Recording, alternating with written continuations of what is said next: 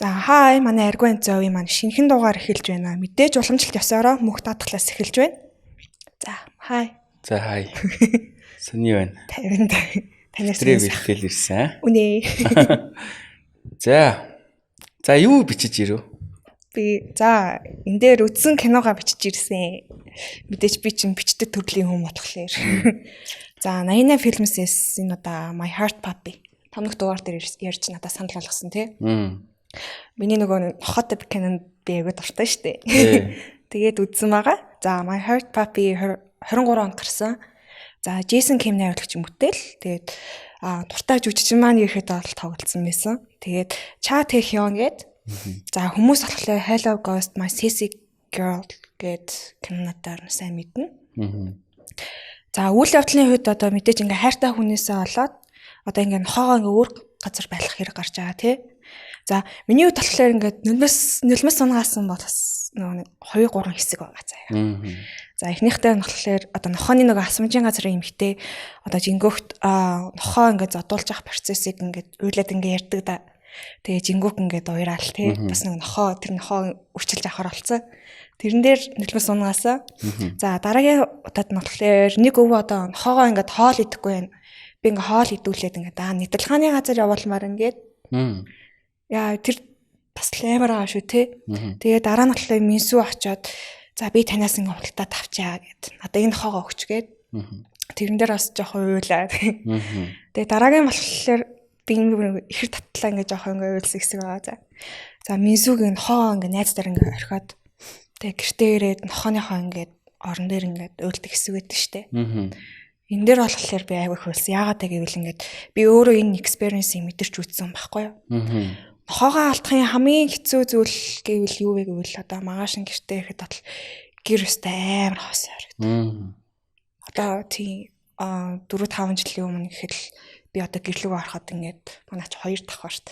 Гэрлүүг орох манай нохоо ингээд баян ингээд хөрхэн цанхоор ингээд хараад ээждэг байхгүй. Тэгэл гэрийн харахад ингээд намайг ингээд ирэх юм мэдж байгаа. Тэгэл өөдөөс ингээд гүүгэд ингээд ирдэг. Тэгээд дараа нь нохоогоо алсан дараа ингээд өөдөөс ингээд гүүж ирэх ингээд баясгалантай царай байхгүй тий. Энэ киног үзэж явах явцад бол ерөөхдөө бол нохоо болон муур нь ингээд тулгардаг асуудлуудыг ерөөхдөө бол маш сайн гаргаж өгсөн мөлий. Одоо жишээлбэл ингээд хүнд гинжнээс ингээд уяад тий. Тэр нохоог ингээд хайшаач хөдлөхгүй ингээд байлгаж авах. Монголд болохоор бас нэг ажилтдаг үзэгдлүүд байхгүй юу? Дараагийнх нь болохоор одоо эзэн дахиад ингээ хайж авч яхад үсэн ундгүй Гордон байна уу гэж асуудаг нь ямар учиртай тий. Тэгээд Facebook дээр болохоор ингээ харахад ингээ нилээд ингээ постууд ингээ уншиж ирсэн байхгүй юу? Үсэн ундгүй нохоонууд байна уу? Арчилгаа багтаа нохоо байна уу? Би like what the fuck тий бүр. Тэгээд доор нь бас хүмүүс ерөөхдөө бичдэг. Тэгвэл тэгээ чихмэл нохоо мохоо аваачтай гээд. Тэр бол үнэн багхгүй юу? Энэ бол өстой миний аюу хөрөн кино байсан. Нохоогоо алдсан бүр юу яцсан мó? Гудамжинд алдсан юм уу тий? Манай нохоо 2 настай байсан. За. Тэгээд нэг өдөр ингээ гэрийнхнаараа сонгуулаа өчөөд орж ирээд ясан чи маа нохоо ингээд мэдээж гэрийнхнаа хараад ингээ баярлаад байна штэ. Тэнгүүт ингээд халтраад хөлн жоохон гимтцээ. Тэгээд тэр хөлн ингээ гимтээд өрөвсөд бүр ингээд цунжангаа баг ингээд бүх яваагүй мал амтны имлэг гэж байхгүй. Тэгээд дараа нь бүр ингээд эрентгийн давалдаа нь биопси ясныг ингээд дээж өгөөд бүр гадагшаа Австрали руу явуулсан баха. Тэхийн тулд бас ингээд нэлийн хугацаа ингээд авна.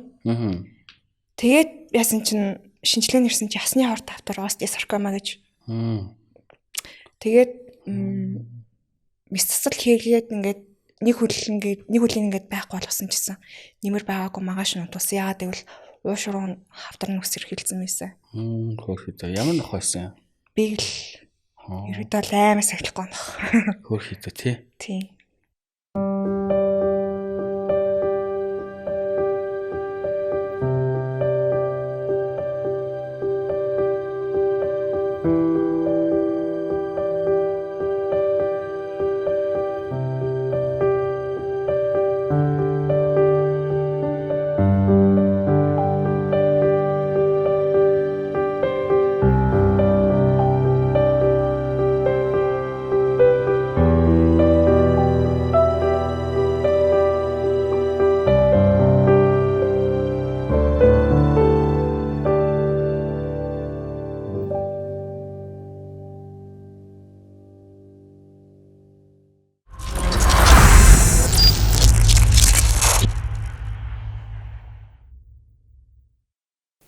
биглүүдийг ерөөхдөө бол сүүлийн үед аягүй их гадуур хайдаг болсон бэл.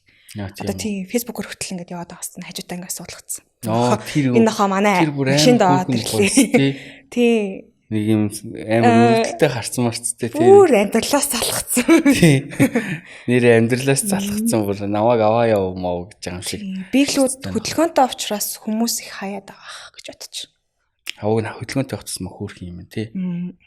Тэгээд нохоо өрчилж авах гэж байгаа бол ерөөхдөө бол үйлдвэр бас нэг хамаарахгүй өрчлээд авчаарай.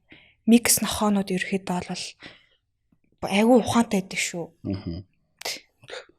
Одоо тэр кинон дээр гардаг шиг жишээлбэл чи гэртээ нэг нохоод дижээдэг байжгаад нэг залуутай суухаар болвол нохоогоо тэгж хүнд өрчлүүлэх үү?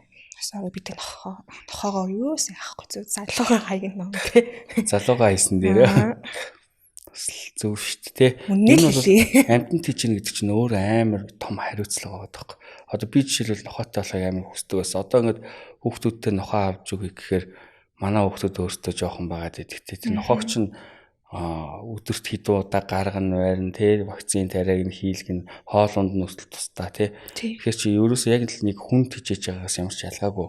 Одоо тэр чинь тэгээ насаараа ба 10 жилийн турш 20-оос 3 настай хүүхдэл өсөж ийн гэсэн үг. Тийм. Тэгэхээр тэр өндөр хариуцлагыг дааж чадах хүн л нохоод ижсэн. Чадахгүй бол зүгээр эрхлүүлж байгаа тайчдаг хүмүүс л хэрэггүй. Юу асууя? Амтны даатгал байд юм. Амтны даатгал бол одоохондоо бол байхгүй. Яг зарим компаниуд бол байгаа л да. Яг наадахтай ч холбоотой нөгөө нохоогоо хүмүүс айгүй хайдаг учраас энэ даатгал байхгүй. Ер нь бол эсдэлтэй гэж үздэг юм ш тий. Тийм, ерөөсөө яг л одоо чам шиг амар хайрладаг хүн айгүй цөөхөн байгаа. Одоо жишээлбэл хаскиг нэг хэсэг монголчууд ингээл амар их тийжээдэг өстэй. Гүлэг багт нь хүүхдүүд нь эрхлүүлээл ингээл хөөхөн ингээд тоолж ол том болонгот нь хайчих. Годамжаар дүр хаски болцсон байсан шүү дээ. Харин тий. Тийм, тэгэхээр ер нь нохоо тийжээнэ гэдэг бол өөрөө амар хариуцлага. Бас хариуцлага. Би тэгээд наад зах нь одоо жишээ нь хүнтэй болцож байхад амтнд хэрэг хайртай байна гэдэг юм. Ер нь тэ явандаа мэдчихтэй. Тийм тий. За. За таны хувьд үзсэн кино. Чамч угаасаа нохоо л яриад байсан гэдэг. Чам угаасаа нохоо яри. Нохоонд ялангуяа амар хайртай чи би бол мэднэ. Намайг нэг хит удаа ингээ ярьж хахад дандаа л нэг нохоог хаанаас аваад хаашаа өргөж өгөхгүй явж ийн мовч нэг юм нохооны ажил хийгээ яваад нохооны ажил нохоо кэрлэх ажил хийгээ яваад идэв штэ тий. Тэрийг нэг амар хүн амтнд хилээд байдаг. Тий, ерөөсөө хилдэг. Гэрээхандаа ч гэсэн юусоо хилдэггүй. Тэгэл ерөнхийдөө нохоог эзэнтэй болгоод явж идэв штэ тий. Наа ажил чинь бол амар гоё ажил шин. Тий. Бас 2-3 удаа түр харагч хийжсэн. Нэг нохоог бүр аюухөр нохоо баг 1 сар ээж нөгөө юу лээ хөдөө томилтор авчихсан баха. Тэгэхэд дээж байхгүй тастай гэрчтэй өстө бөмбөрүүлж байгаа юм чи ихч тааж бүр. Нөгөө нохоонуудаас тасаад би тасаад хүнд өчвлүүлсэн чинь би араас нь уйлаад. Тэгээд би тэр амар явтал ярих уу. Би тэр нохоог өрчлүүлээд өмнөх одоо миний нохооны ид тогшил байгаа шүү дээ. Тэрийгэ тэр нохоонд одоо тоглоулаад одоо хүзүүж мүзүүлээл. Тэгээд бүх юмтай ид төвшилтаа нь юу нь явуулсан байхгүй юу? Тэсэн чинь магаш нь гаргаад хайцсан байвал яах вэ? Би тэрийг нь нөгөө фэйсбүүкийн нөгөө нэг адтай савраас олж хараад ингээд нохоо ингээд ийм нохоо олсон ингээд өвлийн хүүтэн гаргаад хайцсан байсан ингээд миний доктор ингээд палыг авчиж байгаа юм чинь. Би тэгээд өргөж тэр надаас ингээд авсан үнэлэн би шууд уурлаад яагаад ингэж аамаа гэдгсэн чи уучлаарай намайг эзүүд манай эмээ гаргаад хайчихжээ гэв. Тэгээ манай тэр хөрхөө гүлэг юусэн нэг тогшлоосоо явъя гэсэн чи тогшлоос салахгүй байсан гэсэн. Тэгээ тогшлыг ингээд аваа явсан чи артаас хөрхөө дагаад явж гинэ. Одоо ярин сайн эзэн тоглолцсон. Оо тийм маш. Би бас нэг адилхан бигл найзтай болцсон байсан. Оо зэ. Хөөхөн. Хаач хоёр хүүхдээ бол нохотой болгоно. Жохон том болоод яаж гүйцэд хилмэлд ороод тий нэгдүгээр анги тохоно хөрхөн гүлэг авч өгнө. Нохотой өсгөчүүл. Би нэрээ ингэжсэн шүү дээ. Би нэг лабораторийн гүлэг аваад бүр жохон багт нь аваад шүнжэнгөө гэж цагаалтаад би фэйсбүүкэн баахан групп дээр би шүн нэрээс унтчихдаг байна. Шүнжинж цагаалтаад тэгээд өглөө би эзэн дээр нь авчиж өгöd ингээд юу ячдахгүй байна. Би над дээр байх юм бол баг энэ хордлого болоод бараг үхэх юм шиг байна. Би яг одоохондоо нохоод ижиж мэдэхгүй юм байна. яг эзэнд нь буцаагаад тавьж өгчихсэн. Тухайд 2015 он яг 450 мянган төгрөг авчихсан. Тэгээд амар гоё эсвийн үр. Яг тэр нэг өдөр мангар аз жаргалтай эс. Тэгээд шүнжэнгөө тэгээд ингээд харцсан юм гонхтой болсон. Тэгээд гүйлгээл явцсан. Би бүр нохоогоо авахсан бүх юм бэлдсэн. Нохооны памперс энэ гэж байт юм л ш. Би одоо хүншгэл зүйлэгчтэй юм байх гэж бодсон чинь зүгээр газар дэвсдэг юм байт юм л ш. Тийм газар дэвсдэг нэг цаасан юу хоол мол бүх юмыг нь бэлдсэн байсан. Үүр мүрц. Одоо нөгөө нэг хороолт идэх нөгөө дэлгүүрүүд байгааз. Тийм. Тийшээ ороод амтын тарахаар зүгээр амттайхан нүднээс нөлөх хувнаг. Зүгээр тэр дотор яаж байлгаад байгаа юм бэ? Хэдүүлээ энэ азтай савар гэдэг газарт хүмүүс одоо ханд босгож өгвөл тээ. Харин. Хоёлын энэ дээр нэг дараагийн дугаар дээр нэг юм хий тээ. Тийм. Миний мэдхээр одоо тохоо муурны хасамжийн 2 газар байдаг баг шүү. За окей. За таны хувьд үзсэн кино? За миний хувьд үзсэн кино бол яг хоо. За үзсэн киноноос өмнө эхлээд нэг мэдээллийн чанартай зүйл хэлэх чинь. Манай ивент итгэгч 88 Films-ээс болохоор 30 хоног 30 кино гэдэг юм хөтөлбөр зарлаж байгаа юм билэ. 1 сарын 1-ээс эхэлсэн. Тэгээд тэр нь өдөрт нэг эротик кино. Эротик кино сайн үзэж байгаарай. Тийш. Тэгээд өдөрт нэг тийм альбиас нэрхтээ хадмал орчуулагтай эротик кино гаргаж байгаа юм билэ. Тэгээд яагаад хадмал орчуулагтай эротик кино шиг би гайхаад асуусан чинь энэ бас нэг хөгжлийн бэрхшээлтэй хүмүүс бас үздэг гинэ. Тэгээд бас тэр яриа марийг нь бас тэр хүмүүс ч гэсэн хүргэхийн тулд хадмал орчуулагтай байт юм л. Тийм бас яг нөгөө контентын нэг салбар л та чухал салбар эротик кино бол. Тэгээд ийм хөтөлбөр зарласан юм билэ. 88 дээр гарч байгаа. Тэгээд тэрнээс гадна удахгүй Tattoo Master гэдэг юм реалити шоу зохиож байгаа юм билээ. Шивэсний. За. Одоогор бол яг альбиасны мэдээлэл одоо тийзер минутаа цацааг байгаа юм шиг үлээ. Тэгээ удахгүй цацагдах баг. Тэгэхээр яг шивэс одоо Монголд одоо шивэс Монголд хөгжихийн төлөө энэ төргээ залуучууд байж шүү дээ. Тэгээ яг шивэс сонирхдаг хүмүүст бол маш сонирхолтой юм контент хийж байгаа юм билээ. Реалити шоу. Тэгэхээр өрсөлдөөнтэй юм гоё шоу удахгүй 88 Films-ээр бол гарах бах. За ийм байна мэдээллийн чанартай зүйлгэл. Үзсэн кино гэвэл сая сүүлд харанхуй нууц киног үзлээ. За. Ерөнхийдөө хоррор триллер кино. Тэ нөгөө Баленсиагагийн ахгүй гол дүрдэн тоглосон шүү дээ.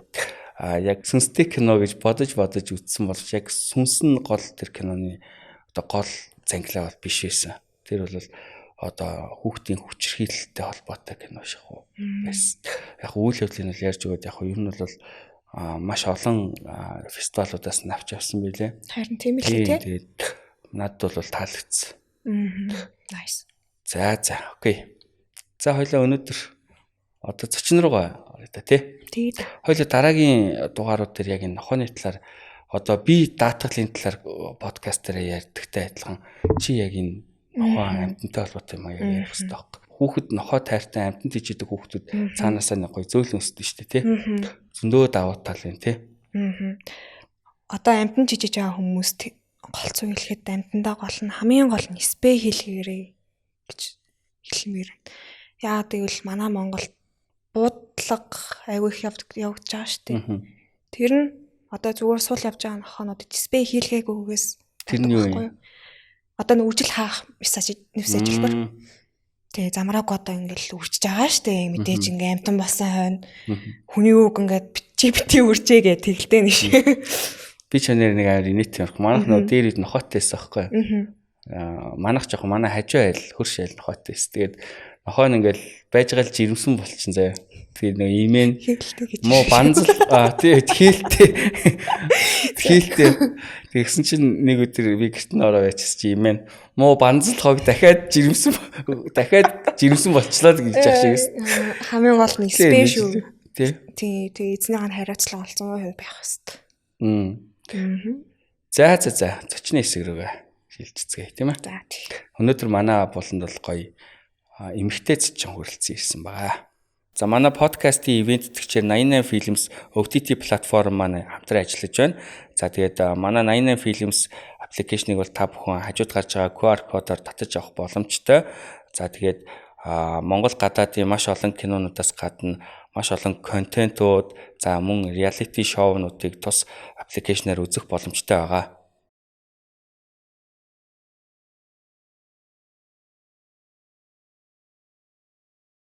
За ингээ манай зочны хэсэг маань эхэлж байна.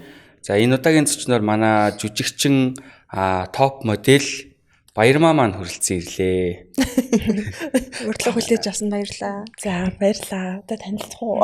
Зөө Баярмаа. За ариун баяр. Баярмаа. За нөгөө Баярмаа руу анх инстаграмаар ингээ урилга явуулах гэдэг чинь та нарт амар шаарддаг үсттэй гэж тэгжсэн. Тэгээд үгүй юу өстой чамаагүй л өстой чи өстой шарах юмгүй жижигчин өстой. Хүрээ тэр гойж ийн гэж шараг авчирсан да нэрэ. За тэгээд ямар ч байсан урилгыг хүлээж авч хүрэлцэн ирсэнд баярлаа. За юуны өмнө бас гоё нэвтрүүлэгтэй подкастнда урьж оролцуулж байгаа. Та хоёртаас маш их баярлалаа. Тэгээд түрүү нөгөө залруулах хийжээ. Би топ модель биш шүү. Тийм үү. Тийм жүжигчин. Тийм. Зөв жижигчнэр л. Тийм жүжигчин. Миний мэдих топ модель. Ямар гоё юм те. Үнийг ч гэсэн хүнд. За жүжигчин Баярмаагаар ойрын үеийн сонин сайхан. За миний мэдхийн хамгийн сүүлд нөгөө бараг л аим шиг кино тоглосон байсан тий. Тийм. За тэрнээс хойш ер нь кино тоглосон уу? За сая энэ 100 зураг авалт байсан. Одоо 8 9 сар хавцаа. Тэгээд бид нэр өөр ангаан Батүлзээ сумд манай Бата ахын одоо кино. Тэгээд Бата ахынхаа кинонд очиж тоглосон. Тэгээд бас их ер нь бол манай Gramix одоо Бата ах хоёр хамтарч ерөнхийдөө хийсэн одоо спонсор продюсераар нь ажилласан. Тэгээд инедмийн аимшигын гэсэн жанр тий одоо комеди одоо dark comedy гэх үү тий тийм жанрын кино анх удаа тоолж үзсэн. Тэгээд that's kind of нэг ер нь өөр санагдчихсэн надаа. Scary movie-д угаасаа багасаа үзээд амар туртай байдаг гэсэн л тайс тий. Horror comedy маяг. Horror comedy тэгээд надад бол их гоё хөвгчлээ, сонирхолтой. Тэгээд тэгсэр найдастай, аимшигтай тэгэл янз янзын experience-ууд авч үзсэн. Тэгээд ер нь хүүхдүүдэд их таалагдсан юм шиг санагдсан. Сая зүгээр ийш тийш ингэ л явж байхад "Үй та чи нөгөө нэг бараг л аимшиг кинонд тоглолцсон юм мөн үү?" гэж нэг жоохон хүүхдүүд амиг тэгээд асуугаад байсан шүү дээ. Тийм. Бараг юу тэр чи бараг хүүхдийн кино шах уу юу? За одоо Gramix-ийг харахаар тэгж бодоод идэв. Gramix тоглосон болох тийм. Хүүхдийн кино гэхээсээ илүү яг хүүхдүүдэд илүү одоо PG-13 гэдэг чинь ер нь хүүхдүүдэд сонирхолтой илүү сэдвэн одоо тэр чиглэл рүүгээ бас байж болохоор. Гэтэ хүүхдийн кино бол биш. Тэгээд бүх насныхан үзэж болно. Гэтэ хүүхдүүд үзэхээрээ бас нэлээ айгаад тэгсэн. Тэгээд ер нь нэг юм Stranger Things шиг scary movie шиг тиймэрхүү л төрлийн кино гэж хэлж болно. Залуучуудын адал явдал. Тэгээд инээдэм аимшиг хосолсон гэх юм уу? Яасан гоё үзнэ. Арай үзэж амжаагүй. Кинон дуртай хүмүүс юм чинь бас гоё дараагийн нэг юм бичин тий. Бичгүй тий ревю тий. За анх уран бүтээлийн гараагаа өнгөт тэнэтээс эхэлсэн лөө. Би ер нь бол чөлөөт уран бүтээлч гэдэг одоо насаараа л тэгж явж байгаа. Тэгээд өнгөт инээд гэдэг бол одоо манай аав ээжийн угаасаа одоо насаараа хийж байгаа. Өөрсдийнх нь бизнес продакшн. Тэгээд би угаасаа нөгөө хүүхэд нь учраас бас тайз, хошуу урлагийн тайз гэдэг бол миний хувьд угаасаа мөрөөдлөөсөн. Тэгээд багасаа л ер нь ингээл маскийнхаа ах нарыг те шинэ үе продакшны жүжигчээ тэгэл бүгд одоо ингээл X дүүцгээл бүгд л ингээл нөгөө тоглолт хийж захт нь очиад урталтын зэрэгтэл үзэл суудаг гэсэн аахгүй. Тэгээд бас эднэр шиг ингэж гоё жүжиглж үзхийнсэн ямар гоё юм бэ гэж боддог байсан. Тэгээд том болоод ямар ч л аав ээжийнхээ бизнест ингээд багж гэсэн өөрийнхөө зүгээс тусламж үзүүлээд гэх юм уу те. Тэгээд миний тусламж гэж юу ахав. Гэтэ өөрийнхөө хувьд бас их юм сурж авах. Тайз гэдэг бол миний хувьд одоо жүжигчин хүний хувьд хамгийн том лабораторийн одоо өрөө гэх юм аашин те. Лабораторийн ажил одоо ямар нэгэн одоо хими инженерүүд ч лабораторид л хамаг юм туршиж үздэг шнэ гэдэг шиг тийм байсан гэж боддог. Тэгээд ер нь бол шилдэг өнгө продакшн гэдэг нэртэй болж өөрчлөгдөхт нь тэнд орж манай ангийнхан чинь хамтдаа ажиллаж исэн. Тэгээд дөнгөж соёсын одоо юу сургуулаа төгсөөд жүжигчний ангийг төгсөөд хамтдаа ер нь нэг тим болоод ажиллаж исэн гэх юм уу. Тэгвэл тайзны жүжиглэлт, киноны жүжиглэлт хоёр ерөөд бол таны бодлоор ямар ялгаатай вэ? За мэдээж бүр huge difference тийм амар том ялгаа байх хэвээр. Тэр дундаа жанраа дагаад бүр өөр. Тэгээд тошуурлагын тайз, театрын тайз. Би театрын их олон жүжигчэнд тоглож үзээгүй. Гэтэ Батбол найруулагчийн гимзэм жүжигэнд тоглож исэн. Мөрөөдлийн театрын одоо нэг ганц 2 уран бүтээл бас тоглож исэн. Тэгээд ер нь бол тайз гэдэг өөрөө жүжигчнээс арай далаацтай байдлыг шаарддаг юм одоо тексттэй диалогтой хэсэг арай их те.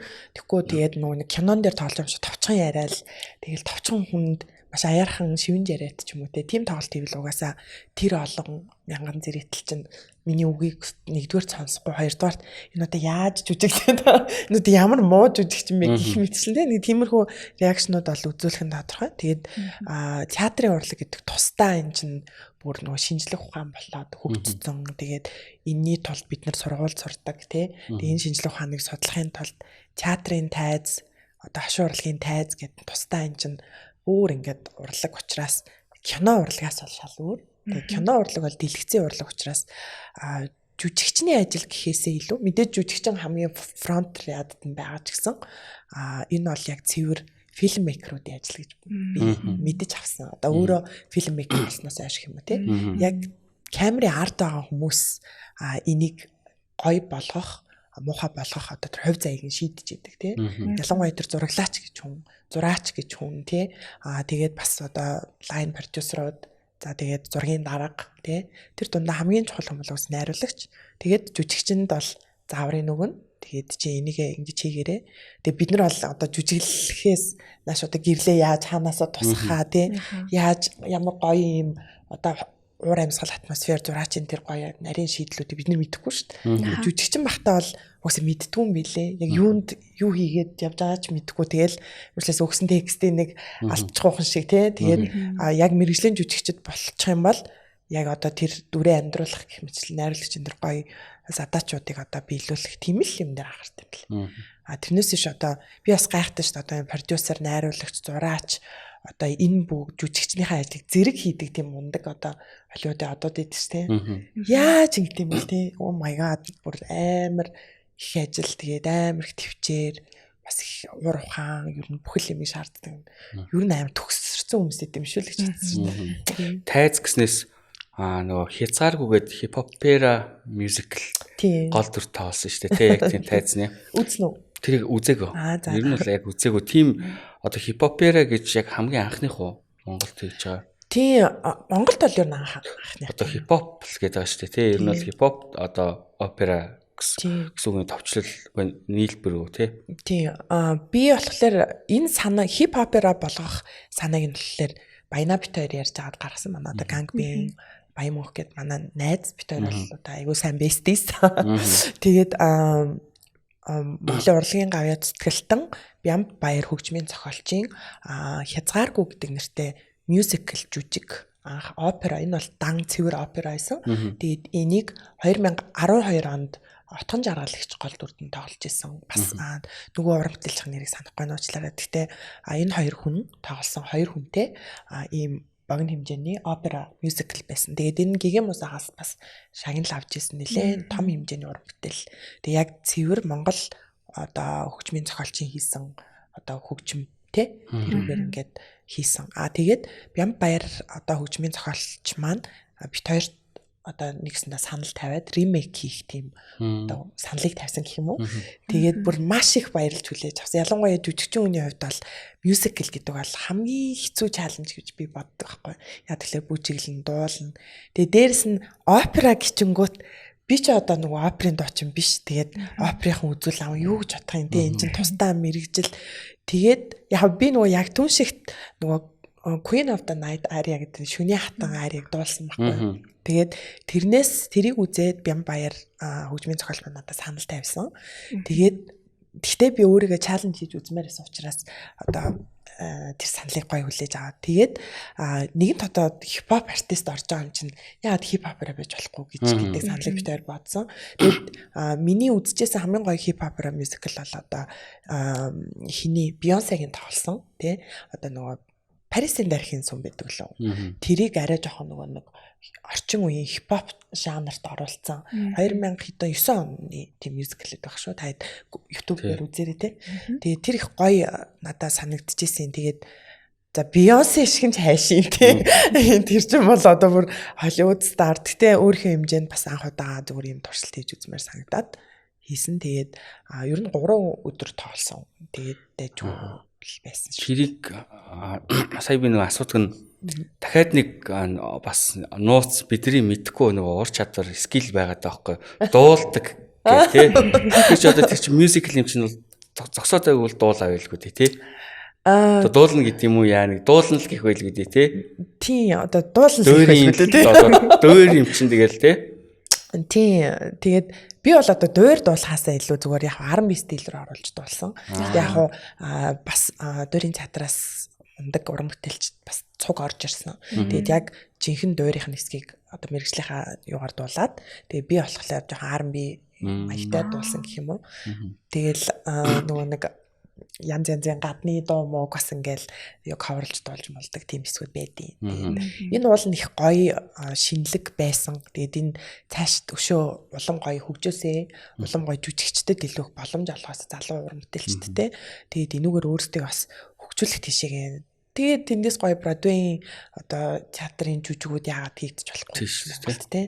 Мюзиклүүд айгуу шинэлэг байгаа байхгүй тий. Би нөгөө нэг яг түншигтэр Chicago Musical-ийн нөгөө Welma Kelly гэдэг дүрд тоглолт тэрийг нэг сонгож хийсэн. Тэгээд тэгсэн чинь тэр надад бүр аим гоё исэн. Би одоо ингээл мюзикл тоглож гин үү даа гэж бодлоо нэг мөрөөд биелээд аач юм штэ. Жижигэн хүн болгоны мөрөөдлөдөг хал гэж бодож байна. Тэр хязгааргүй гэд мюзикл гэхдээ маркетинг нь жоохон таарах хүн байсан нь яасан. Ерөөсө тухайд ерөөсө мдээгүй өнгөрсөн билээ. Огт мдээгүй өнгөрсөн. Тийм жоохон нөгөө private маягтай явагдсан юм аашин. Тэгээд нэг тийм олон цуглуулахаас илүү ер нь жоохон туршилт маяг хийжсэн учраас энийг заавал юм viral болгоод хүн амьтанд бүр за ирж үзээч нэтэр биш тэ яг ойрхон хэдэн хүмүүст ингээд зар тараасан. Тэгээд бас урлагийн мэрэгжлийн урлагийн театрын ч юм уу одоо сургуулийнх нь хүүхдүүд ирж үзсэн бах гэж бодсон. Тэгээд бас яг зэрэгтэл бол пиглэсэн шүү дээ. Тэгээд тухайд тэгэл Монголын хамгийн анхны хипопера мюзикл гэсэн чинь би бол зүгээр амар үздэг байжээ гэж бодсон. Дааш тухайн үед мэдхгүй өстой. Мэдүүлээч хүн байна те. Ямар гоё юм бэ. Бямбаяр Монголын урлагийн гавьцэтгэл Бямбаяр ах руу тэгвэл та хэд маань одоо гоё бас юу явуулаараа тийм. IPTV мэйвэд нэг тавьчвал үзхийн сайд ч те. Эсвэл бүр яг тайз юун дээр нь очиж үзвэл бүр гоё байх те яг. Бас энэ гоё найруулагч нарт гоё сэтэл болж магадгүй тий. Уран бүтээлчдэд одоо соёл урлагийн сургуулийн оюутнуудад ч юм уу тий. Залуу амар гоё найруулагч нар байдаг штэ. Бүр амар супер. Тэр хүмүүс бас гоё юм бодоосой. Тэгээд тэндээ өрөөл би бол бүр тогломоор байгаа шүү. Яа, таны оролцсон бүтээлүүдээс үзэх нэлээх байна. Яана тийм. Дээрээс нэмэхэд дахиад үзмээр байгаа. Дахиад нэг кино байгаа за. Тэгээ Snow is always whiter гэдэг бас кино байгаа шүү дээ. Тэрийг би бас нөгөө нэг жилийн постэр нь харчаа бас үзэх юмсан гэдэг боддог гэсэн байхгүй юу? Тэгтээ одоо тэрийг хаанаас олж үзэх вэ? Тэр юу н IMDb дээр байна уу? Нэг вебсайтн дээр тавигдсан байсан. Тэгээд Dan Herzog гэж одоо Нью-Йоркт амьдардаг Америк найруулагчийн тэр энэ бол short film. Тэгээ short filmд тоглосон. Тэгээд яг нөгөө өөрөө feature хиймээр байгаа юм билэ. Тэгээд feature хийхийн өмнө нөгөө нэг ер нь юм short film-ийн туршилт хийж үздэг штэ. Тэгээд одоо кино filmmaker тэр дундаа найруулагч нар бол short film бол хамгийн зардал багтай, эрсдэл багтай. Тэгээ хамгийн одоо бас боломж ихтэй тийм хувилбар, киноны хувилбар гэж би боддог байхгүй юу. Тэгээд өсөө театрын биш киноны сургалтчдыг заадаг. Тэгээд та нарт их зардал гаргахаас өмнө ихлэ short film хийгээд үзээ. Тэгээд болох нь уу, болохгүй нь уу тий. Тэгээд тэгж хэлдэм байлээ. Тэгээд Dan Herzog найруулагч маань бас их гоё уран бүтээлтэй урьж байсан. Тэгээд ямар ч хэлсэн онлайнаар тэгэл надад урилга явуулсан шүү дээ. Тэгээд ямар ч хэлсэн аудишн хийд үзье, идэх үү ингээд өөр CV материал хамгийн юмнуудаа явуулчих. Тэгээд бид нараас чам үзмээр байна гэд. Тэгээ очсон Нью-Йоркийн Манхэттен дүүрэгт те яг одоо 57 давхар тийм байшин дотор зураг авалттай. Тэгээ бас Нью-Йорк хотоор те янз янзын square, Times Square дээр бас зураг авалт хийсэн. Тэгээд надад амар таалагдсан. Тэгээд яг л одоо миний хүсдэг мөрөөддөг те жүжигчин болгоны хүсдэг мөрөөддөг яг тэр дунд яваад байгаа юм шиг санагдсан. Гэтэ би бас тэгж бодож исэн одоо Монгол киночтоос ер нь ялгаа нь юу идэм бол тий яг дотор нь хараад ажиллахаар юу идэм бол гэсэн чинь бүр биднээс их ажилтдаг тхүү.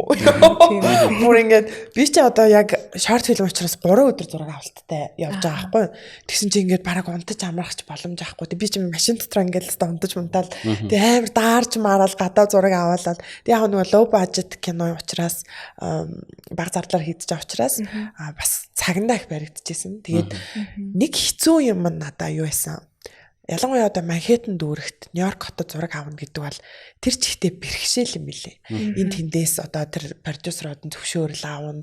Тэгээд зөвшөөрөл аваа цагдаа нартай нуулзан байрна тий. Тэгээл ер нь тийм одоо монгол шиг туртай газар очиод зураг авчдаг хин ч үуч хилдэггүй ч юм уу тий. Одоо тэгээл жүжигчин болгоны одоо даатгал байх хэвээр.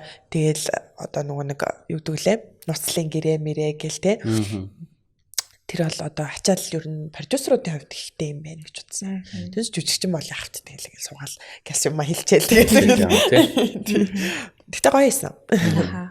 Тэгээ яг түрүүний асуулт нь болохоор вебсайтын би чамруу эсвэл линкийг явуулъя те. Тэгээд чи нэг үзэхгүй те. Би ч гэсэн бас үзмээр л байна. Би одоо сүүл бас шагнал авчихсан уу? 3 шагнал авчихсан. Тэгсэн тийм үү? Тийм. Best Actress гэдэг нэг юм 3 юунаас шагнал авсан. Тэгээд ер нь манай тэр кино маш олон одоо жижиг фестивалууд эдэж штэ тий. Тэрнээс найруулагч зураглаач юм шагналууд авсан. Миний хувьд нэг 3 шилдэг эмэгтэй дүр гээд шагналууд авсан. За мундаг шүү дээ. Та бас IMDb-ээр харахгүй юу? Тэгээ тий. Одоо за би түрүүний асуултаа хойшлуулад өөр нэг яг саях тэр гоё. Одоо ингээд гадаадын ингээд уран бүтээл дээр ингээд тоглоод үзсэн хүн байна штэ тий. Одоо монгол жүжигчдээс бол цөөхөн багаах. Монголын хөрсөн дээр буулгачмаар юмнууд нь юу байсан бэ? Жишээлбэл одоо монгол кино мейкерүүдэд одоо энэ нь ийм байх хэвээр, тийм байх хэвээр одоо тий. Америкт бол жишээлбэл ийм стандартыг дагаж мөрддөг гэдэг ч юм уу. Надад хамгийн их одоо жүжигчин хүнийхээ үднээс л ярий те. Яг нь продюсер дөнгөж залуу продюсер болж байгаа учраас нэг тэрний талаар нэг юм сүртэй юм яриад яг. Надад agency байгаасаа гэж бодсон. Одоо агентлаг те. Тэнгүүт Монгол уран бүтээл тоолохоос гадна гадны уран бүтээл рүү одоо биднийг холбож өгдөг. Тийм яг мэрэгжлийн агентлаг. Тэр дундаа миний мэрэгжлийн agent байх юм бол энэ бол одоо бид нар жишээ нь хэд ингээл Америк кинонд тоглохын тулд хамгийн эхлээл non disclosure agreement гэж ярьдаг те. Энэ нь болохоор нууцлын гэрээ. Тэнгүүд зохиолч болон продюсер болон найруулагч нар хамгийн их Монголд одоо copyright буюу одоо оюуны өмчөө дандаа хулгаад алдчихдаг. Тэнгүүд яагаад алддаг вэ гэхлээр хоёр жүжигчин найруулагчийн хооронд зүгээр амаараад Монгол кинон дээр бол охроод ярьдаг тий. Гэрээ хийхээсээ өмнө ингээл киноны хамаг сэдвийг ярьж өгвөл тий хамаг уран бүтээлээ ярьж өгвөл за чиний дүр бол одоо ингэ шүү гэл тэр хүмүүсийн тэр их хөдөлмөрийг зүгээр нэг ингээд жүжигчэнд ингээд зүгээр нэгч гэж амжтай жүжигчэндээ ярьчингууд дараа нь өөрөө одоо Монгол уран бүтээлчл болсон хань тэгээд өрсөлдөөн амир ихтэй жижиг зах зээл тэн дээр тэр хүний жижигэн сэдвийг аваад ч юм уу гэмтээ өөр кино болгоо хийцэн байдаг. Тийм тохиолдлууд амар их байдаг. Тэгээ тэр амар харамсмаар. Тийм учраас оюуны өмч гэдэг бол амар чухал. Тэгээд Монголд бол оюуны өмч гэж одоо яг газрууд байгаа ч гэсэн энэ олон улсад бол хэрэгждэггүй тий. Одоо чинь би киноны зохиолыг барайл гадны фильм маркетуудаар явхад кино маань алдагдах эрсдэлтэй. Би оюуны өмчөр хичнээн олон улсын оюуны өмчөр баталгаажуулсан ч гэсэн non disclosure agreement гэж хийгээгүй. Тэгээ одоо нууцлын гэрээг эднэрийгээ бид нэр мэдхгүйгээр очиод ерөнхийдөө алдаа гаргаж байна л гэсэн үг тий. Энд чинь жижиг зах зээлтэй өрсөлдөөн ихтэй ч гэсэн гадны зах зээл рүү оронгууд бүр амар том юм руу яваад орчих жоох. Бид нар бол ийм жижиг аквариумд байж аваад далаа руу яваад орчихоор чи тэнд ингээл акул заагас хайлам тий юу эд ингээл ийшэл алхвал өгчих магадaltaй жижигэн зааснууд чинь тэгээд амтны ам руу орчихгоол тий.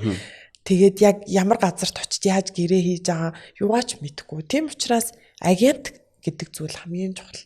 Агент бол би одоо бас өөрийнхөө хэмжээнд судлаад л байгаа. Тэгвэл агент хэрвээ ч өөрөө ингэсэн агенттай болох хамгийн ихний ээлжинд агент эзэс чамаас мөнгө чаржлах ёсгүй тий.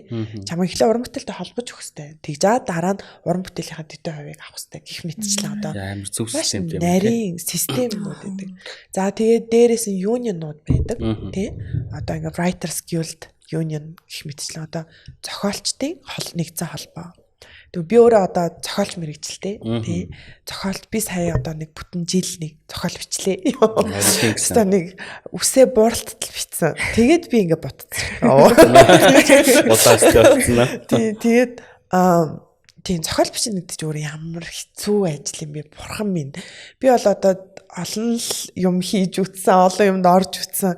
Ийм хэцүү ажлыг би өстө хийж үзээгүй. Тэгээд би бүр уйлал бичдэг байсан хгүй одоо дуусах хэрэгтэй гэж уйлал гэдэгсэн гэл цонхоор харангууд өвөл олж जैन цонхоор харангууд намар олж जैन хавар олж जैन зум болж जैन тий тэг хүмүүс ингээл нөгөө play time mind дээр очсон story хийгээл би бүр уйлал цаа юмсан нэр хизээ дуусах ажлын тий ёо тийм учраас энэ бол оюуны өмч гэдэг ийм хэцүү одоо оюуны өмч гэнэ тий одоо хүний өөрийн толгоноос зохиож хийсэн уран бүтээл ийм хэцүү.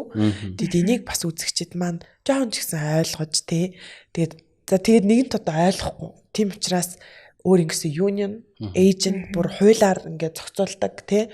Тэгээд unionнуудтай л одоо шүүх цагдаагаар арга хэмжээ аавна. Тэр хүмүүс чинь даатгалын хэмжээнд мөнгө төлж чадахгүй хэмжээнд хүрэх юм бол энэ хүмүүс чинь хамгаалалтаа сайн хийдэм байгаас тий. Одоо нөгөө сайбер хакерууд макруудаа чинь сэнгэлж аваал тий. Тийм учраас энэ чинь өөр ингэсэн ийм нөгөө нэг одоо систем л одоо хэрэгтэй болов гэж бодож байна. Зүгээс тий.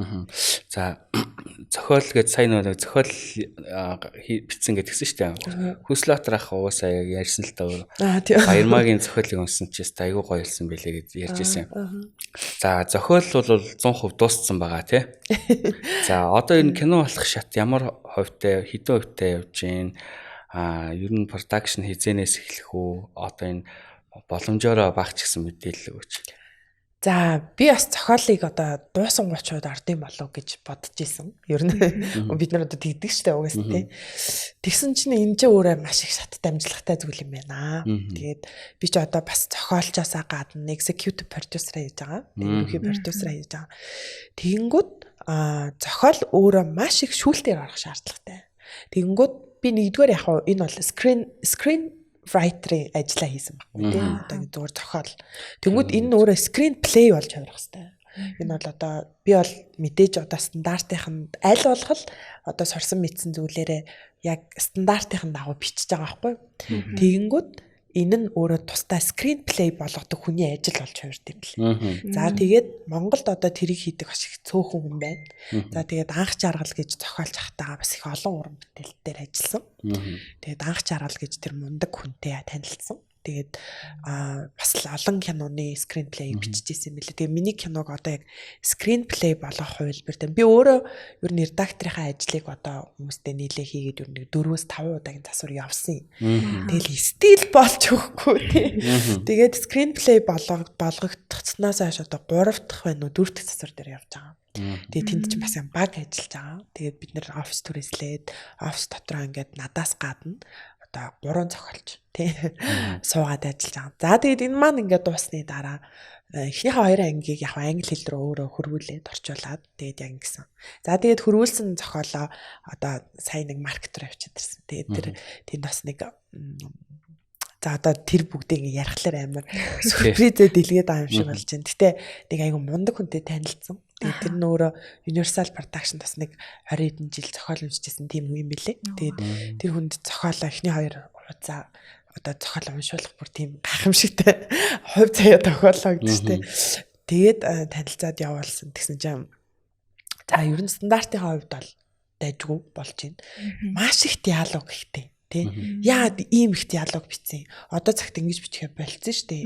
Одоо ингэ дандаа бас ингэ нөгөө нэг evolve хийж идэг тий одоо өөрчлөлт хийгдэж идэг тийм салбар. Тэгэнгүүт зохиолынхаа хувьд одоо хит их диалогтай. Энд дээр дахиад ажиллах шаардлагатай. Тэгээд миний хувьд болохоор анх удаага одоо нэг гадны зохиолчтой ажиллаж үзэж байгаа учраас энэ хүнээрээ одоо ингэ дамжуулахаа өөрөө ажиллаж чадахгүй ч гэсэн одоо энэ хүнээр дамжуулалаа боломжтой бас арай хямдхан тийм одоо зохиолчтой хамтраад тэгээд яг л стандартаар нь л одоо ажилламаар байгаа байхгүй тийм би миний анх удаа тэгээд миний бас нөгөө дебют гэдэг утгаараа аль болох чанартай л хий гэж бодоод байгаа. Тэгээ одоо яана одоо өөртөө чинь таалагдтал уу? Таалагдтал. Ингэж амар их хүч хөдөлмөр гарч байгаа юм чинь чанартай юм гарах байлгүй дээ. Манайхан ч одоо чухал зүйл нь одоо зохиол шүү дээ. Тийм манай сүүлийн үед гараад байгаа зарим кинонууд чи юу гэсэн бэ?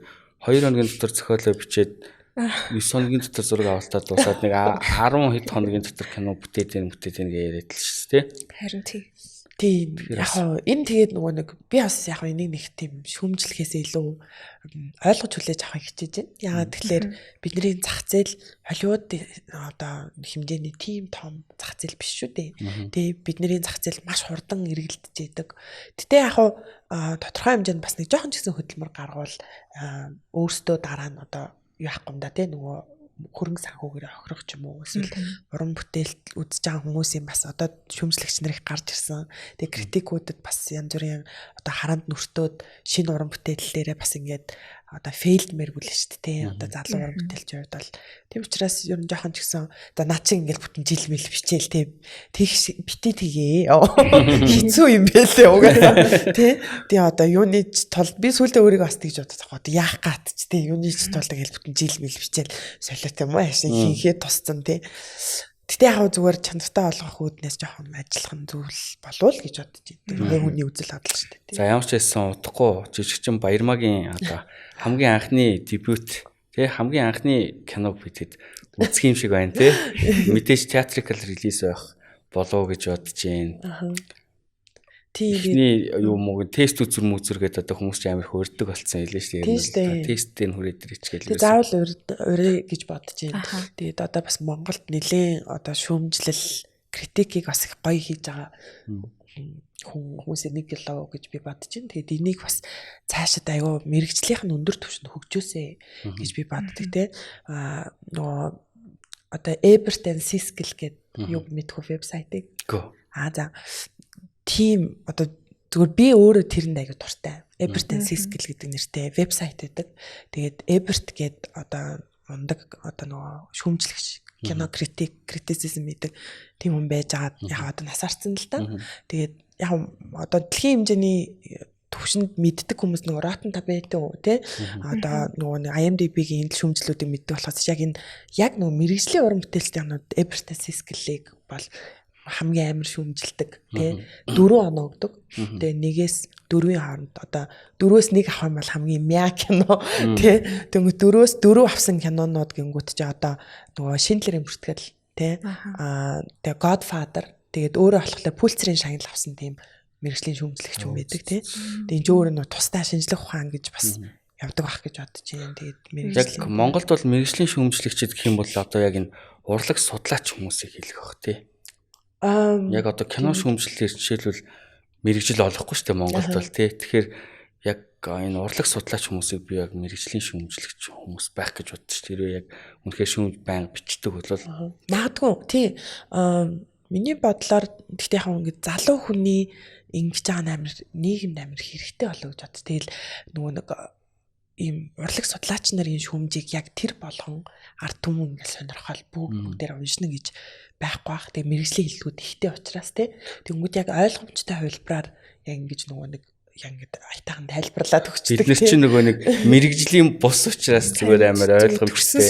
Ер нь бас ревю л гэсэн бараг зөв л тий. Гэхдээ надад бол энэ бол амар зөв гэж би бодож байгаа байхгүй. Яагаад тэгэхээр нэг ийм одоо нөгөө нэг цензур тий одоо нэг ийм баундари тогтоож өгдөө шүү дээ. Тэгээд энэ өөрөө маш их хөгжөөсэй. Чи энийг бүр одоо ингээд ийм баг Ebert and Siskel шиг тий. Надад яг тийг санагдаад байдаг байхгүй. Чи зүгээр ороо сонирхоод үзээ тий. Тэгээд яг бүр ингээд мэрэгжлийн төвшөнд ингээд шүүмжилдэг. Гэхдээ тэр нь урлаг судлаачийн хэмжээнд биш. Яг энгийн арт түмэнд ойлгомжтой. Тэгээд шүүмжилсний дараа зарим нэг үзээгүй байсан хүмүүсийн чихэнд хүрээгүй байсан underrated кинонууд ингээд тэрний дараа од болдог тий. Тэгвэл тэр Ebert-ийн хийсэн шүүмжлээс хойш хүмүүс за би тэгвэл одоо энийг үзье гэдэг ч юм уу тий. Тэгээд бүр ингээд амар их нөгөө нэг box office-д мөнгө хийж чадсан баасан. Тийм кинонуудаас эхлээд илээ мэлээ л тий. Тэгмүүд чамайг бас Монголда Аригун гэд тий. Аригун гэдэг лөө тий. Аригун гэсэн тийм одоо номер 1 тийм гоё ревю бичдэг тий. Тэгээд яг чиний ревюг сонсоод үзмээр санагддаг ч юм уу тийм байвал бас тийм болоорой гэж. За баярлалаа. Бид хоёр дахь сурах юм их би. Жишээ нь одоо наад зах нөгөө мэрэгжлийн бус учраас тэгээ Metacritic ороод одоо киноны тухай мэдгүй нэр томьёо байхад ингээд боломжоор ингээд мэдгүй нэр томьёогоо хайгаад ингээд судалдаг ч юм уу тий. Тэгээ хажуугаар нь бас ерөнхийдөө бол жоохон судлаад явж байгаа боломжоор. Одоо жишээлбэл түрүүний нөгөө яриадсан шиг юм нэг юм хурган контент кинонууд байдаг шүү дээ. Заримдаа амар бүр онцгой юм үзэл ингээд цагаа үрчээр тэр нөгөө нэг шүүмжлэл ревю ч юм бол зүгээр ингээд годамжны үг бол бүр амар уур урж ингэж бичдэг шир нь бол нийл хараал ирээд болол зүгээр. Намайг бараг тэр хараал ирүүлэх хилдгээр нь хүмүүс бараг хэлүүч мэддэг гэж магадгүй. Тэ. Манай зөө болохоор миний одоо нөгөө нэг гэгээлэг талахгүй тийм. Тэр чи яг юм хоёр юм үнцэг хөхгүй. Би одоо хартал нь цаа чин цагаан тал нь сууж байгаа гэсэн үг юм бол. Тэгээ заримдаа ер нь нэлийн бас стресстэй бичнэ. Ялцч үзээ кинонууд нь угаасаа заримдаа тийм байгаад тахаар. За би бас нэг юу яах гээд би одоо жүжигчин Баярмаг биш тэ хамгийн амар хүлээн зөвшөөрч за энэ сте үнэхээр мундаг жүжигчин байна гэж бодсон. Тэр зүйл бол кино биш байсан. Мэдээж кино бол байгаа л да. Гэтэ киноноос илүү нөгөө Бурхны авралаар чи ирлээ гэдэг шоун дээр ямар мундаг юм бэ гэж бодсон. Анх би тэрийг үзээд ойлгоогүй байсан юм билээ. Яг сэвэр зохиолын дагуу яваад байгаа юм болов гэсэн чинь зохиол дээр суурлаад тухайн зохиолын багийн жүжигчид одоо нэг импровизацаараа явдаг гэсэн юм билээ шүү дээ тий.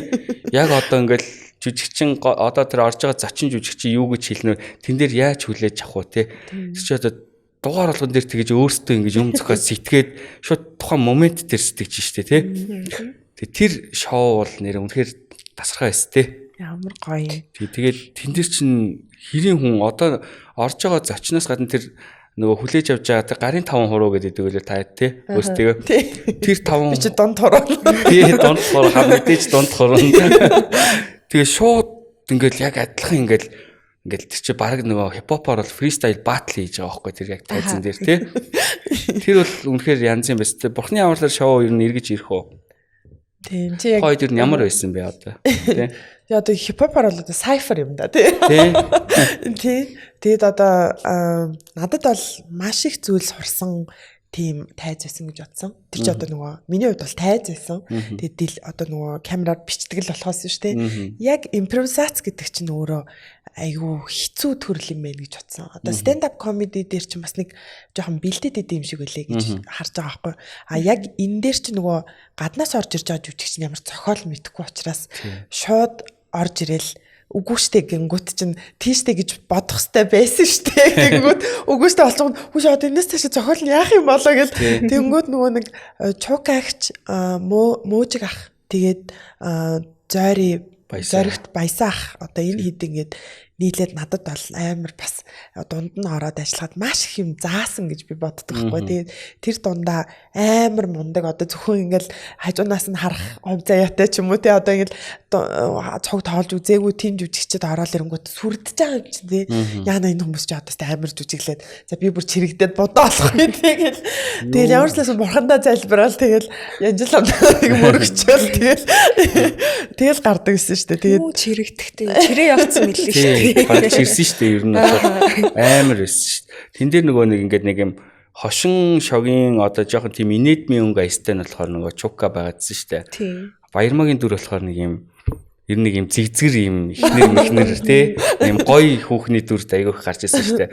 Би одоо ингээд бодоод хахаар Бурхны авралаар чи ирлээд одоо тэр Баярмагийн одоо тэр одоо перформанс нь одоо тайзны дээр гарч байгаа жүжигчин бол одоо өөр тайзны жүжиглэлтэн дээр гарч байгаа юм бол кинонд гарч байгаа ч гэсэн ер нь бүгд л яг ингээд бэлдээл бүх текстээ бэлдээл цээжлэл өөр юм болгоод ингээд орж байгаа шүү дээ.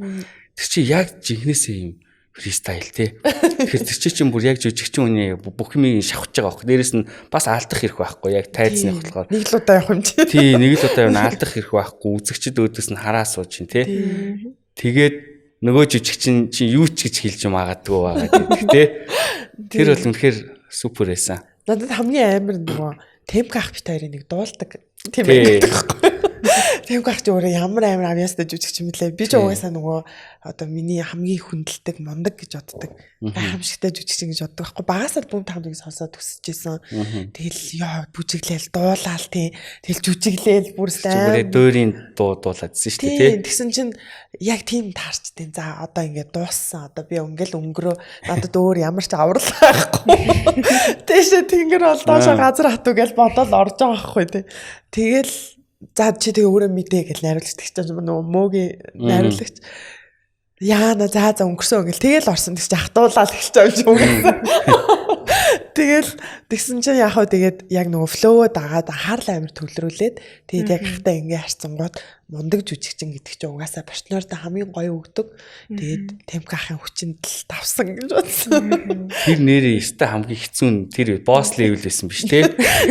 Дуулаад нөгөө сэтгээд үгээ бодож байгаа шүү дээ. Сэтгэж идэгснээ сэтгэсэн нөгөө бодсон үгээ дуугаар илэрхийлж дээ. Юу гэсэн үг юм бэ? Даа чи бүр амар хаард байгаа байхгүй тий. Тэр бас гэхдээ ихэн сурсан. Тий. Бурхны авралаар чи ирлээ юм дахиж ирэх юм болоо. Сая 2 дугаар сизон хийгдсэн тий. Сая 2 дугаар сизон хийгдсэн. Нөгөө мөх сайхан ах шүүсэн үү? Тий, боловсролын. Тэр ч одоо баг өнгөрсөн жилийн дунд мунд байлуу. Тийм. Тэр бол одоо манай нөгөө боловсролын контент учраас өөрсдөө уран бүтээлчтэй сонгодог. Тэгээд би 2 дугаар сизон дээр нь бол ороогүй. Тийм. Тэгээд мөөжиг ах бит хоёр ороогүйсэн. Тэгээд цасаа тодоо хоёр байсан. Тийм. Намуна гэдэг жүжигч өгсөн. Тийм. Жүжигч өгсөн байсан гэж манай их махан ихнэр манай намуна орсон байсан. Тэгээд гоё болсон байсан. Би тэгтээ яг бас сайн үзэж амжаагүй яг л ажилладаг. Ер нь гэтээ season 2-оос илүү season 1 нь зур яг үннийг хэлэхэд бол би зөв чамайг хараад хэлж байгаа юм биш. Яг үннийг хэлэхэд season 2 бол их гоё байгаагүй. Нэг нь бол амар гоё байсан. Яг үнэн тий. Гоё. Яг нөгөө анхны нөгөө нэг хүн үзэгчдэд бас их сэтгэл төрүүлдэг штэ. Тэрнээс болсон байж. Мөөжиг ах чинь тэр нэг нөгөө үг холбдог нэг юу байсан штэ. Нэг өөрийнхөө орсон нөгөө хэлсэн үг болгоно юм шүлгэлж хэлэх хэрэгтэй нэг. Тэр нэрэл явуулсан шүү дээ. Йоо, тэр бас амар өс тээ. Oh my god, тэрийг яаж хийх юм бэ? Би зүгээр хэлсэн үг болгоно шүлэг. Тэгж хэлж яваад л тээ. Үйл явдалтайг нь авцалтуулж тэгж хэлнэ. Тэр хүн бас агуу аюустай маа тий. Тэр маш их уншдаг хүн л тэгж чадах байхаа. Тэгээ бас яруу найраг уншдаг тий. Би болж чадахгүй бах уу. Тэгэл яг гацаал зогсох бах тий. Би бараг уураад бүр 2-3 дахин удаа. Уулын мод тэгэл дуусах. Сүүний цацал гэдэг. Тиймэрхүү юм болох та. Мундаг жүжигчин гэснээс танд ингээд хамтарч ажиллахыг хүсдэг жүжигчин байгаа юу? Оо байлгүй яах вэ? Монголоос. Тийм Монголоос. Хой өөрийгөө бас нэг гадаадаас илүүлээд байгаа юм шиг. Нэг кино тоостой юу гэж бодсон юм чи. Гэдэг шиг. Хамаагүй штэ. Цаашдаа яаж ч авахыг мэдэхгүй штэ. Мөрөөдөл тий. Гоё штэ. Мэдээж байлгүй яах вэ? Монгол уран бүтээлчдээс ямар гайхамшигтай жүжигчид одоо байгаа штэ. Би болд эрдэнэхтэй кинонд орж үзээгүй. Тэгээд яг нөгөө би ч өөрөө өндөр хүн. Тэгээд болд эрдэнэхээ одоо партнер нь болно гэхлээр бас хэцүүлэх л та. Тэгээд тэгтээ одоо бид хоёр чинь нэг багшийн шавнараас гадна одоо манай багш болд эрдэнэхээ аав тий. Тэгээд сумьягийн сугар гэж тэр эрдэнэ доктор профессор агуу тэр мундаг баг урлагийн годуудын нэг шүү дээ тий. Тэр хүний одоо хамгийн одоо отхон шавнарын нэг гихүүдээ тий. Тэгээд болд эрдэнэхийг бол би үнэхээр одоо бас гайхамшигтай Холливуудад байх хэмжээний жүжигч гэж боддог. Одоо миний хувьд бол одоо бид нэр Кимийн хагаар нь сайн мэддэг шүү дээ. Солонгосын Кимийн хаа гэх юм байна шүү дээ. Одоо тэр хүн. Тэгээд за мэдээж ариун бям бах.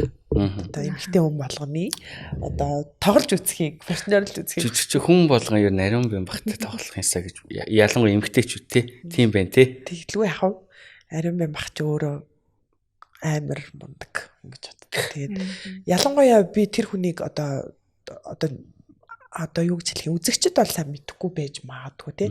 Тэр хүний тухай ингээл бараг домог яриа шиг юмуд яригдаад байгаа байхгүй тий. Ингээд гол нь камерын арт тэр хүний ажиллагаа нь бүр ингээд next level тий. Одоо ингээд бараг л өмссөн зөөсөн хуцас сунар мэдгүй одоо би л сонсч л байсан тий. Өмссөн зөөсөн хуцанар дээр хүртэл ажиллаж чаддаг. Тэгээ дээрэс нь тэр хүний одоо үг текстийн боловсруулалт тэгээ ер нь маш их уншдаг Хэмжээний тэгээд тийм хүн учраас бол үнэхээр гайхалтай ажиллагаатай жүжигч учраас тийм гоё ажиллагаатай жүжигчнээс жоохон ч гэсэн сурч авмаар л байна гэж л одоо мөрөөддөг юм уу. За тэгээд Балжин Ями амар гэд тэр мундаг хүн. Одоо энэ гурван жүжигч ингэ бол одоо тэгэхээр дотроо хүндэлж тий. Тэгж авдаг. Одоо партнер өндөр гэ төрөнд гэсэн штэ. Эрэгтэй намхан байх чинь одоо тренд болчиход байгаа юм шиг. Зиндай Том Холланд хоёр байна. Ер нь нэрэл бас хуучин баг 10 жилийн өмнө л нэг юм тэнэг харагддаг байсан шүү дээ. Тэгсэн чинь одоо эсэргээрээ болцсон байхгүй яг бүр трендэд байгаа нэр нэг юм нөгөө юм залууга чимсэн юмхтэй яга байж л гоо тийм үстэй. Нэрээ тийм тий. Гоё өндөр нуруулаг. Одоо тэр Зиндай Том Холланд хоёр чи ерөөсөө яг одоо энэ баг энэ эмэгтэй өндөр эрэгтэй намхан гэдэг юм нэг ч одоо бэлэг тэмдэг нэг шүү дээ. Тий штэ. Аим гоё харагдчих тамт явж явах та тий. Би тэр хоёрын подкастуудыг ялангуяа үзэх аим гоё сэдв орж ирлээ. Үзэх амар туртай. Тэгэл ялангуяа интервьюнууд дээр ярилцж байхдаа хоорондоо ямар лоб харин ямар хайртай юм бэ. Тэгээ дээрэс нь Зиндая ч өөр бүр хасар эмэгтэйлэг тий. Тэгэл Том Холландыг тэр хүндэлж байгаа, тэр гоё ярилцж байгаа сэдвүүд. Тэгээ Том Холланд өөрөө одоо яг миний одоо ер нь ингээд эрэгтэй хүн ийм л байгаасай. Тийм гоё джентльмен тий ямар гоё зөөлхөн харьцаатай. Тийм эмэгтэйгээ ямар гоё протект хамгаалдаг тий.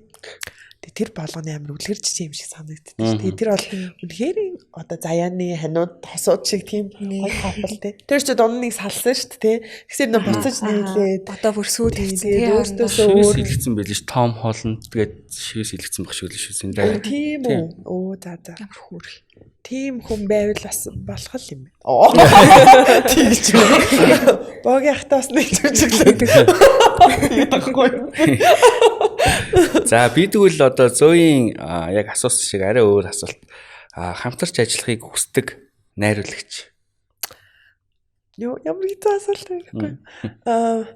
За хэцүү ч яхав дээ. Угаасаа одоо жүжигчин болгоны л ажиллаж үзхийг хүсдэг найруулагч бол би одоо Баталцын Тамир ах гэж бодож байна. Фантастик продакшн үнэхээр Монголд одоо кино урлагийг шал өөр төвшөнд авчирч чадсан. Блокбастер кинонууд хийж тий. Блокбастер кинонууд хийдэг, коммершал киног бол үнэхээр ингэж хийдэ маа гэдгийг одоо Монголд үзүүлж чадчих байгаа. Тийм тэгээд маш авьяастай найруулагч гэж би боддог. Тэгээд яг энэ хэмжээнд одоо үнэхээр ийм төвшөнд одоо авчирч чадхаар ингээд бараг холливуудын кино хийж байгаа байхгүй тий.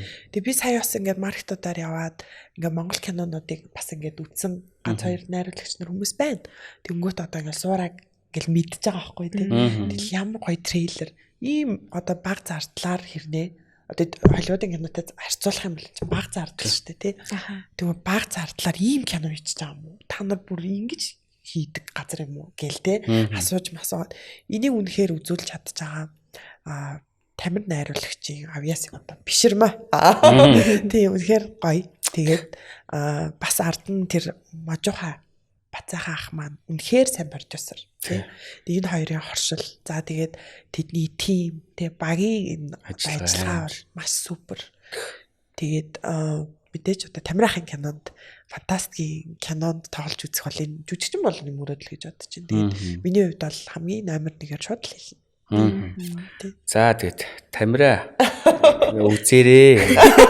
Би тэр нэг Тамирагийн сториг нь үзчихсэн чи яг манай подкастыг үзсэн сууж байсан аах. Тийм. Энэ дугаарыг л үзэх хэрэгтэй юм байна. Линкийг явуулчихгүй. Линкийг явуулчих.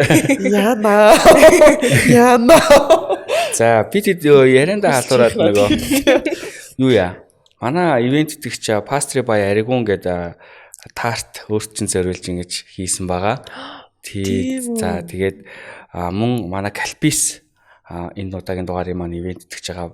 Түрнээс хойш ерөөс юм уусангүй ундаа уух уу, суух уу, юу ч уусан байна. Би заалаадгүй. За тэгээд vape high quality device гэдэг манай шинээр гарсан vape байгаа. За тэгээд энэ vape-нээс одоо ээж аав нь үзэж байгаа хатаа гэж цаашаа. Юу Pastry by Arigun гэсэн үү? Bakery-тэй мүү? Тийм, bakery-тэй. Аа, тийм үү. Мэдээгүй юм шүү дээ. Гэтэ манай Arigun-аас арай тустай. Тийм, тустай. Одоо манай пэйж рүү айгүй их кик захиалъя гэж залуудаг болсон бүр амар Зарим нь хэлээд идэв. Манайх биш шүү. За тэгээ манай подкаст бол мөнх татгал компани дээрээс явагдаж байна. Мөнх татгал компани бол манай одоо хамгийн анхны спонсор байгаа. За тэгээд ард байгаа 88 Films манай бас ерөнхий ивент тэтгэгч. За тэгээд ийм ивент тэтгэгчтэй цөөхөн ивент тэтгэгчтэйгээр явж байна. Ямар гоё юм бэ. Тэгээд урлагийн одоо уран бүтээлчдийг гол одоо хийх хөдөлгөөр хүч олгоосаа спонсорууд. Тийм. Спонсоргүй бол бид нар чи яг юу юм те. Энэ хүмүүс л бид нарыг ойлгож дэмжиж одоо заавал урлагийн хүмүүс биш ч гэсэн те бид нарыг ингэж одоо шинэ зүйл хийх, бидний креатив байлгах, бидний уран бүтээлийг дэмжиж байгаа хүмүүс бол спонсор. Тийм учраас эдгээр хүмүүсийг бас та нар манд дэмжиж өгөөрэй. Бидний уран бүтээлд хайртай, дуртай, Аригунс подкастыг үзэх дуртай бол эдгээр одоо спонсоруудыг бас та бүхэн манд дэмжиж яах вэ? Бид нар болов гоё юм хийх болно шүү дээ. Тийм шүү дээ. За тамир найруулагч гэснээс бас амар зөрөгтэй найруулагч те ер нь бол бас Яа би бүр нэрээ тийм би одоо тэр хүний хүчийг бол нэрээ ямар амар мундаг юм бэл гэж боддог. Тэгээд өөрөө ч бас мундаг хүмүүсийн гэр бүлээс гаралтай. Энэ бол яалтчгүй элит. Тэгээд осор гэж тэр мундаг жүжигчний одоо хүү Батүлцээ гэдэг. Баталцын ахыг бол би үнэхээр гой хүн гэж боддог. Тийм одоо өнгөтэй нэт продакшнд бол бас олон жил одоо хамт уран бүтээл манай аавч хоёр тав хийгээд байсан. Тэгээд Баталцын ах бол одоо бид нар жижи гэж дууддаг байхгүй. Жижи ахыгаа бол том ах гэдэг нь шүү дээ бид нар ч. Тэгээд аав ээж маань хүртэл том ах гэж дууддаг. Тэгээд том ах бол өөрөө маш их одоо гоё одоо үлгэр жишээ хүн гэж боддог. Яг жинхэнэ цэвэр гоё уран бүтээлч, элит уран бүтээлч. Тэгээд Саран Туяа ихч бол угаасаа одоо мэдгүй би бол залуу эмэгтэй жүжигчний хувьд сүрдээд идэх хүн байдэн шүү дээ. Цог нэг өрөөнд орохоор яагаад ч юм бушууж гарч явах юм шүү дээ. Нэг юм айдас энэ бол айдас гэхээс одоо хүндлэл юм уу тийм. Би тэгж боддог. Тэгээд Тамирах маань бол 3 дахь үеийг үнэхээр өндөр төр гэж явж байгаа. Тэгээд ийм гоё уран бүтээлүүдийг хийж байгаа маш их зоригтой. Тэгээд Холливуудын киног бол угаасаа хийх байх гэж бодож байгаа. Цаг хугацааны л асуудал. Тийм цаг хугацааны л асуудал. Тий. Зохиол нь сайн гарах юм бол продакшныг бол угаасаа тулгаж штэ. Юу нь бол фантастик гэх юм бол тий. Үнэхээр яг гоё зохиолоо олоод тэрийг зохиол нь л байх юм бол бусад бүх юм нь фантастикт байгаа аахгүй тий. Үнэхээр тэр бол маш үнэн.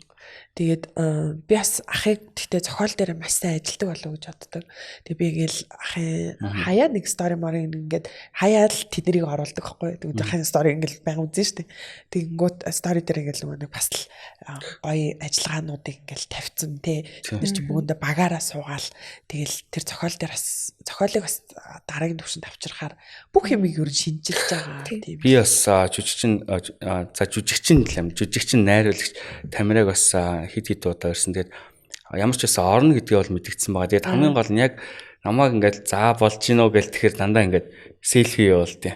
Яг багийнхан суудсан том дэлгэцэн дээр нь ингээд зохиолынхын текст нь ингээд гарцсан. Дандаа яг юм зохиол ухаа сууж байгаа харагддээ шүү юм л. За тэгээд тэр нь дуусахаар ороод ирэх байлгүй дээ. Мөн ч их хүлээж юм да. Манай ард түмэн би ах нарыг бас айгу том бүтээл дээр ажиллаж байгааг сонссон. Гэтэ аман шумаар л сонссон шүү дээ. Тэгээд одоо бол бүр нэлээд том баажтаар тий нэлээд том хөрөнгө оруулалтаар тэгээд ер нь бол баг гадны кино хийх зам шиг гэж би сонссон. Гэтэ би бас сайн мэдэхгүй л. Нөгөө ус сахалны учир тайлгдах байлгүй дээ тий. Тэх баха. Олон жижиг урт төстэй явлаа да. Hopefully. Тэгээд би бол фантастик бүхэл кино үздэг. Угаасаа бүр улаан фэн. Тийм тэгээд дараагийнх нь киног одоо үзмээр байна. Шаардаж байна. За манай подкасттай хамтран ажиллагч Калбис ундаанд сүүн хүчлийн лактоп бацил агуулсан бүх насныхан уухай тохиромжтой зөөлөн ундаа юм аа. За манай зочдын амттныг бэлддэг Pastry by Аригуныхандаа баярлалаа. Та бүхэн Facebook хаягаар нь захиалж гэртээ хүргүүлж авах боломжтой.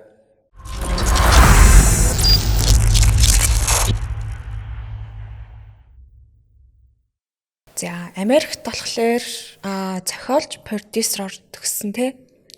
Тий Америк. Тэгээд Монголд суралцах одоо Монголд урлагаас суралцах, гадаадд урлагаас суралцах хоёрын одоо боловсролын чанар шүү дээ одоо хэр их өөрчлөлт байна тий. Одоо жишээлбэл одоо Монголын одоо кино боловсролын одоо сургалтын системд нь бас өөрчлөлт оруулахар зүйлүүд ажиглагдсан уу? За би өөрийнхөө л үзэл бодлыг хэлье тий. Тийм миний бодлоор зүгээр Америкийн сургалтын системийг аль ч улсын сургалтын системтэй харьцуулахад стандартынхаа хувьд арай л өөр байдаг болов гэж бодож байна. Тийм. Яагаад тэгэхээр энэ яагаад Америк сургалт гэдэг хүмүүс тэгээд идэгин тий бүх салбарт тий тэгээд энэ чинь өөрийн гэсэн тийм нэг юм маш хатуу шалгуур цензуур сургуульд нь тэнцэж орох хүртэл тий ямар их тэгээд тэрийгэ дагаад үн төлбөр нь асар өндөр тий тэгэнгүүт хүмүүс чинь нөгөө мөнгөө төлсөн учраас тэрэн дээр нийцхийн тулд асар их хичээдэг юм байна л да. Тэгээд зүгээр нөгөө одоо манай би ч өөрөө Монгол сургуульд төгссөн хүн. Тэгээд ер нь сургуулиудаа сурж байхдаа бол яг тэгж Америкт сурч исэн шиг тэгж хичээдгүй байсан гэх юм уу тий. Зүгээр л одоо реферат бичих ч юм уу тий би даалтын ажлыг бараг л копидж мопидол тий яг үнэ худлаа одоо худлаа юу гэдэг хэлдэг лээ. Худалч хүнд бол тий худалч хүнд бол бараг тэгээд копидж мопидол тавьчих гал тий ер нь л нэг аргалчих маягтай тий жоон тэх юм үзэгдлүүд оюутнуудад ер нь бол байдаг л байсан шүү дээ. Ер нь бид бүгдээрээ л тийм байсан. Тэгээд багш нарын муу гэж байгаа юм биш. Оюутнууд өөрсдөө юм хариуцлагагүй ажилдаг тий. Тэгээд бид нар өөрсдөө мөнгөө төлж ажиллаж ээж, дээрэс нь цаг хугацаагаа үрж ээж тий. Багш хүн гэдэг чинь биднэрт бас нэг сургууль соёлд ингээд нэг юм гоо зүгээс ахуулаад ингээд бүхэл юмыг заахын тулд тэр хүмүүс чинь цагаа үрээд ингээд байж байгаа. Тэгмэд бид нар болохоор тэнд хариуцлагагүй ханддаг гэсэн оюутнууд тийм ээ. Тэгэнгүүт Америк сургалтанд бол тэгж хариуцлагагүй хандах ямар ч боломж байхгүй. Яагаад тэгэхээр тэр дундаа гадны оюутнууд те гадны оюутнууд бол тэнд боо юм болж очиж байгаа. Мөнгөнийх нь currency difference нь те мөнгөнийх нь одоо нөгөө хэмжээнийх нь хувьд $1 чи хэд байдаг вүлээ те тэгэнгүүт тэнд 15,000 семестр нь $15,000 гингүүт бид нэр Монгол мөнгөөр хэдийг төлж байгаа юм те ингээд төлчин тэгээд ганц семестр те тэмүү тэгж төлж сурж байгаа хүн чинь хариуцлага алдъя гэж бодохгүй ш. Тэгээд тэр дундаа одоо тэтгэлэг авсан оюутнууд олон улсын оюутнууд те тэтгэлэг авсан оюутнууд B- авахад тэтгэлэг цуцлагдчихдаг. Тийм цуцлагдана. Тэтгэлэг цуцлагдаад мөнгөө төлж чадахгүй болж байна. Мөнгөө төлж чадахгүй тэтгэлэг цуцлагдсан тохиолдолд шууд визийг чинь түтгэлзүүлнэ. Ингээд ийм хидийн ийм шалгуур авчиж байгаа юм. Тэнгүүт ингээд виз түзгэлзүүлэхээр яах юм? Тэнд ямар харлалтай биш үү? Тийм үстэй. Сургуульдаа сурна гэсэн харлалцсан байж байгаа. Тийм гэж тийм хувь заяагүй юм гэж байхгүй. Тэгэнгүүт буцаад тэгээ Монголд буу юм болж иж гадагшаа явал сургууль соёл сураалгаа гэсэн яг ясам дээр сураачгүй те тэгээд бүр тэгсэн тохиолдлууд бүр маш их байдаг гадны оюутнуудад те тэгээд ингэ сургууль сурна гээ яваад харалцсан оюутнууд айгүй олон байдаг. Тийм учраас зүгээр яг одоо мэдээллийн шин чанартай юм дуулгахад те өөрийнхөө одоо experience-с хэлэхэд бол яаж ч болсон харалж л болохгүй. Тэ юу ч болсон. Яагаад гэхээр бид нар өөр боломжуудаа хааж байгаа. Тэгээ дээрэс нь яг мөнгө зүгээр яг харахаар ингээл амьдрал ажиллал ингэхэд одоо мөнгө олно. Тэгээд гоё одоо мөнгөтэй ажлууд хийж болно шүү дээ. Гэтэ мэргэжлэрээ ажиллах чинь гоё шүү дээ. Тийм үстэй тий. Тэгээ дипломгүй бол бид нарыг хаанч орсон Америкийн одоо Монголд идэх шиг гэх юм уу те ингээд танилын хүрээгээр ч юм уу эсвэл ингээд ажлын ярилцлаганд ороод хөрхэн сайхан ааштай хараач юм эсвэл угаасаа энэ хүн бол одоо сошиал дээр ингээ ажиллаа явж байгаа мундаг гэдгийг хараад ингэх биш. Заавал дипломыг хардаг учраас тий. Дипломгүй бол одоо яаж ажилд орох вэ тий. Тийм учраас яг сургуулаа одоо тэр Америк стандарт гэдэг бол өөрөө тэр бүгдийг ингэж хангаж өгдөг учраас оюутнууд маш хариуцлагатай, тэрийгэ дагаад чанартай. Тэгээд оюутнууд нь сургууль соёл төгсөхдөө их бага хэмжээгээр заавалчгүй юм сурцсан тий. Тэгээд дээрэс нь бид нар чинь давхар англи хэл сурах хэрэгтэй болж байгаа тий. Ингээд энэ бол өөрөө ингээд юм сургалтын бүх чанар одоо юм нөлөөлдөг зүйл юм байна л гэж бодсон тий. За надаас нэг асуулт байна. Ер нь бол өмнө хүмүүсээс асууж ирсэн. Жүжигчин Баярмаагийн хувьд бол одоо бүтээхийг хүсдэг, магадгүй мөрөөддөг дүр байгаа юу? Ямар дүрд тоглохыг хүсдэг вэ? Ямар гоё асуулт юм. Ер нь амар гоё подкаст байна. Би бол өмнө амар айгаад байсан байхгүй юу? Тэгсэн чинь яг амар гоё асуултууд асууж юм. Тэгээд за миний хувьд би өөрөө юм акшн кинонууд дуртай. Бас тэр дундаа триллер жанрын киног бол маш их үздэг. Тэгээд маш дуртай. Тэнгүүд эсрэг дүр. Тэгээд тэр дундаа эсрэг дүрдээ бүр вилен гэдэг шүү дээ. Бүр ингээд бүр iconic болсон нэг виленууд гэдэг шүү дээ. Нэг эсрэг дүрийн тим юм бүр хүмүүсийн сэтгэлд мөнхөрж үлдэхээр одоо танаа өвөө шиг те гайхамшигтай тэр хүн шиг тэгж хүмүүсийн сэтгэлд үлдэхээр ядуугийн зовлоны одоо сэндэр ихчтэй сэлэнгээ их чиг болтлоо. Гудамжаар явж хахна хүмүүс ингээд юм шидэд идэх гэсэн шүү дээ. Би бүр тийм одоо манай юуны орхицын отгоо гэж шууд нэр аваад те отхон цэцэг чиг ийм гахалтай тийм эсрэг дүрийг бүтээж үзмээр санагддаг. Тэгээд бүр хүмүүст бүр тэр хэмжээгээр үзэн ядагдаад тий дүрээрээ штэ тий дүрээрээ үзэн ядагдаад энэ ямар бүр харахаас дургүй өрмээрста тийм юм тий тийм дүрийг би үнэхээр бүтээж үзэх хэвчтэй. Энэ бол миний мөрөөдлүүдийн нэг. Тэгээд тэр дундаа гадны кинонд ч юм уу тий бол одоо энэ мөрөөдлөл ярьж байгаа штэ тий. За нөгөөх нь бол мэдээж түүхэн кино. Би тэгээд өөрөө жоохон яхаа нөгөө өөрөө ингээд өөрийгөө тодорхойлцсон авч явахгүй тийм. Өөрийнхөө хувьд болохоор жоохон нэг юм яг бүр цэвэр Монгол тийм юм гоё юм Монгол нөгөө нэг төрх үед шүү дээ тийм. Бас яг тийм биш байж магадгүй гэж анзаарсан байхгүй. Тэгээд яг нөгөө будаг айрлахаал яг өөрөөсөө өөр яг тийм юм түүхэн кинонд яг тийм Монгол төрхтэй эмгтэйгийн дүрд тэгээ эерэг дүрд тэр дундаа тий бас тэгж тоолж үзэх хүсдэг.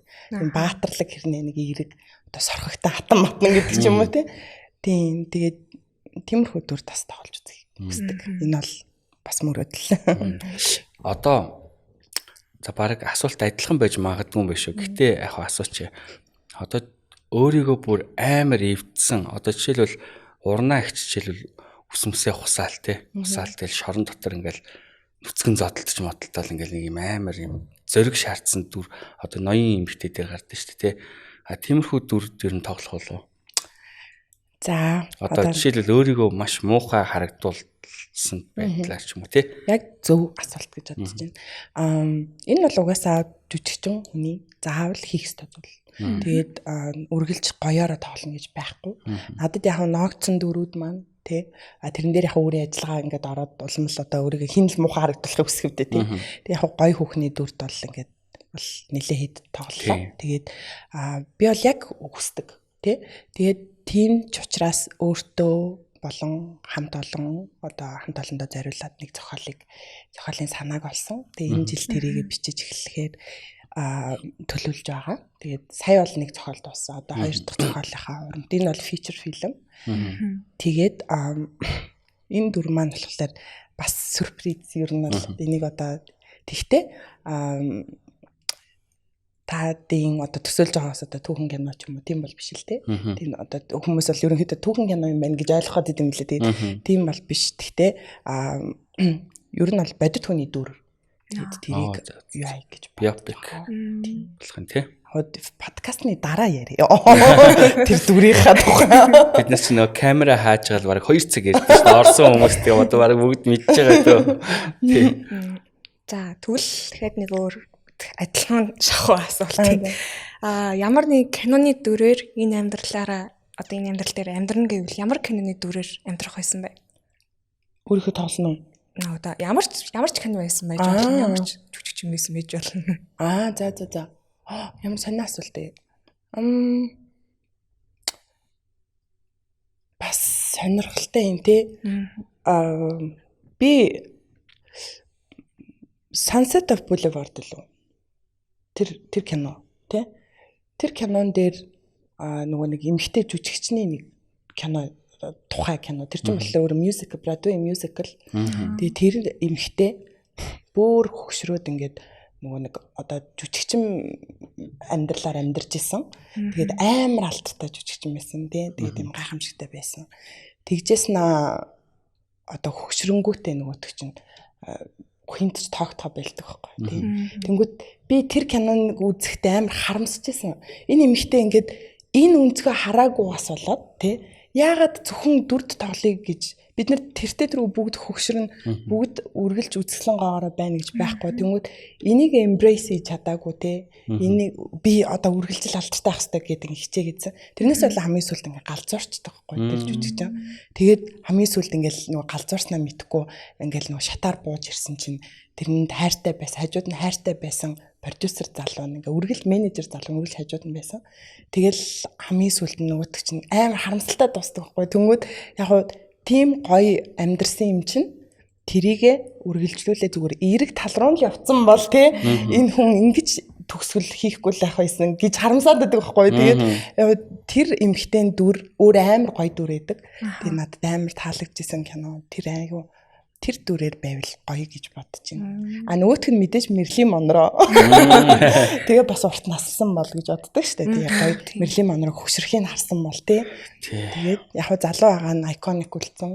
Тэгж боддог. Одоо Холливуудын хамгийн анхны секс символ гэж Yeah, бодож байна. of course. Монголд одоо ер нь яг юм секс символ байгаа юу? Мэдгүй одоо тэр чинь үзэгчд л тодорхойлдог байх та тий. Яг тэр ингээд хэлэх хүн бас битггүй маань тий. Тийм яг гэхдээ яг одоо нөгөө нэг секс символ гэдэг категори чинь өөрөө ямар нэгэн сэтгүүлээс ч юм уу аль биесаар гаргаж өгöd идэх шүү дээ. Одоо Vogue сэтгүүлээс гэх мэтчлэн тий. Playboy сэтгүүлээс нэг хэсэг Playboy дээр одоо ингээл нөгөө Playmate-уудыг гаргаж ирсэн сэтгүүл үйлдвэрлэгдэжсэн чи одоо болцсон юм шиг үлээ шүү дээ. Тэгээд яг тэгжил тодорхойлсон уу гэхээс би бол секс символ шүү энэ гэж тэгж мэгвэл одоо шал утгагүй юм болов уу хүмүүс энэ нэг солиотой юм аваач. Тийм баларсан юм болох тийм л байх гэж бодож байна. Би зоогийн асуултанд зөвөр өөрөө хальт хариулмарсан шүү. Би болохоор нэг бригадын Александр Беловын амьдралаар амьдрах байсан. Миний бүр яг хамгийн номер 1 дуртай яг дүр. Тэр дүрэл би бүр яг хүүхэдтэй Александр гэдэг нэр бүр яг өгөх гэжсэн шүү дээ. Тэгээд ээж аав ихнэр мэхнэр дургацаад болж исэн явтал. Тэгээд яг хүүхэд байхад нь Саша гэж дуудна модно гэж амар боддог байсан. Яг миний бүр амар яг айдл. Ямар гоё. За Би хүнээс тэгж асууж чад өөрөөс тэгж асуугаагүй юм шүү дээ. чи байсан бол нэрээ яах Би вэ? бодожоо дараагийн дугаарт ирлээ. Үгүй ээ одоо хариулаа. За хамгийн сүүлд үзээд бүр амар уйлсан. Тэгээд нэг юм хүний ингээд нэг юм дотор ингээд нэг юм хэсэг явдаг кино байдсан шүү дээ. Тийм ямар кино үзсэн бэ? За би ер нь бол хамгийн сүүлд яг кино театрт үзсэн кино юм бол Гладиатор 2-ыг үзсэн Ридли Скоттын. Тэгээд тэр кинонд би уйлсан шүү. Огшоод. Нөө огшоод уйлдаг шүү дээ. Тэгж уйлсан. Тэгээд ямар гоё тоглоод байна тий. Ялангуяа Дензел Вашингтон гэж жүжигчин ч юм өөрөө одоо хиддгээр давхар юм жүжигчин юм бэ тий. Oh my god. Тэр хүний яг нөгөө нэг жүжигчний одоо хамгийн төгс ажиллагааг хийсэн юм шиг надад санагдсан. Ревьюнуудыг уншиж байхад амар шүүмжлээдсэн байхгүй. Муу болсон байлээ л гэл хүмүүс байх. Муу болсон байлээ гэж байгаа. Яагаад муу болсон гэж яс ахгүй л тэр пациентаа гарч ирсэн болохоор уу. Гэл би зүгээр яг тэгж байгаа байхгүй тий. Тэгээ Russell Crowe гэдэг жүжигчин ч өөрөө гайхалтай жүжигчин. Тэр хүнийг заавал тэр гол дүр тоглосон Pedro Pascal тий. Тэр зөвлөн гэж байхгүй ш. Тэр чин хүүн юм чин хүүгийнхэн төрд нэгдүгээр залуу жүжигчин тоглосон. Амплан амар гоё таарсан байна гэж бодсон. Тэгээ тэр дундаа надад тэр нөгөө нэг Гретагийн дүрд тоглосон хаан байсан шүү дээ. Хоёр ихэр хаан. Тэрний нөгөө хин гэдүүлээ. Нэрийг мартчихлаа. Жозеф Куин. Дожа Кэтийн найз залуу. Тэр Жозеф Куинний ажиллагаа. За тэр Педро Паскал тэр нөгөө Мескал гэдэг жүжигчин билүү те. Нөгөө нэг юу Гладиаторынхаа нэг тоглолдог. Биш нөгөө Жанжины дүр тоглолдог. За гих мэтчлээ.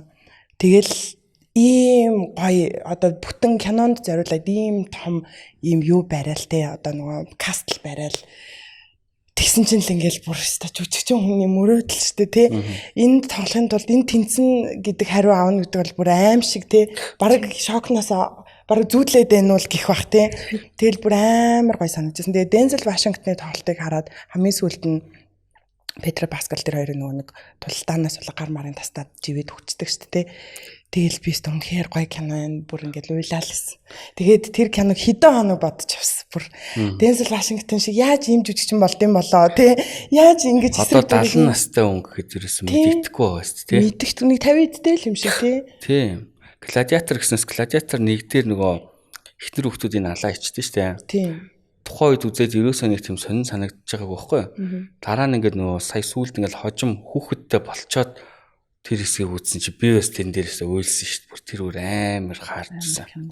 Хүүх хоёлын энэ эхнэрийн баахан хүчиндээ хүүхдийн яагаад гэж дараа нь хоёлын шатаагаад дүүжилчдэг юм лээ. Би яар цавч.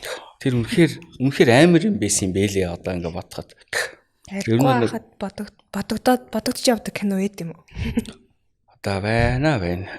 Ер нь бол яг гладиаторыг ирсэн чи яг тэр хэсэг ингээд одоо ч нэг амар хүний санаанд буухааргүй юм харагдаж байгаа тий. Эхнэрийг нь цэргүүд ээлжилж хүчиндээ бүгдээрээ хүчинсэн чинь эхнэр чи яг янхан шиг орилж дур тавьсан гэл нөгөө хин хилдэж штэ. Тий. Комодос хилдэж штэ. Максимус тэр хэсэг бол яа дараа нь яг ингээ болчиход үзэхэд үнэхээр хүнд юм билээ штэ.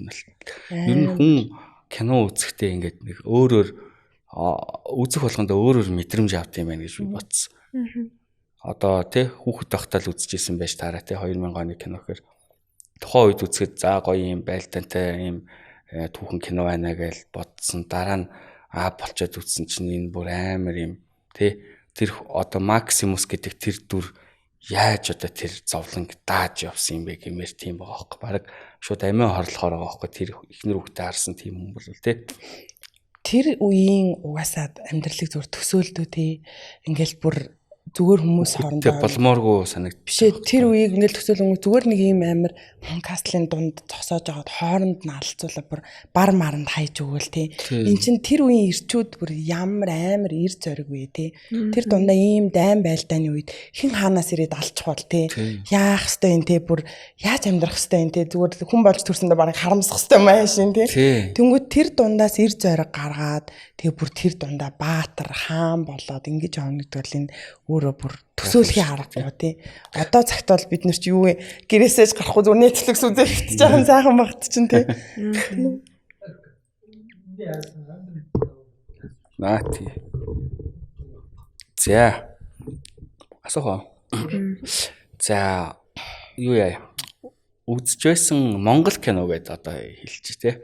Монгол киноноос хамгийн underrated хамгийн overrated санагдсан нэг кино. Энэ бол зүгээр тий. Энэ бол зүгээр трейлер шүү. Би одоо ингэж хариулах хэрэгтэй байна шүү. Хөөе, юу вэ? Юм асуух юм уу?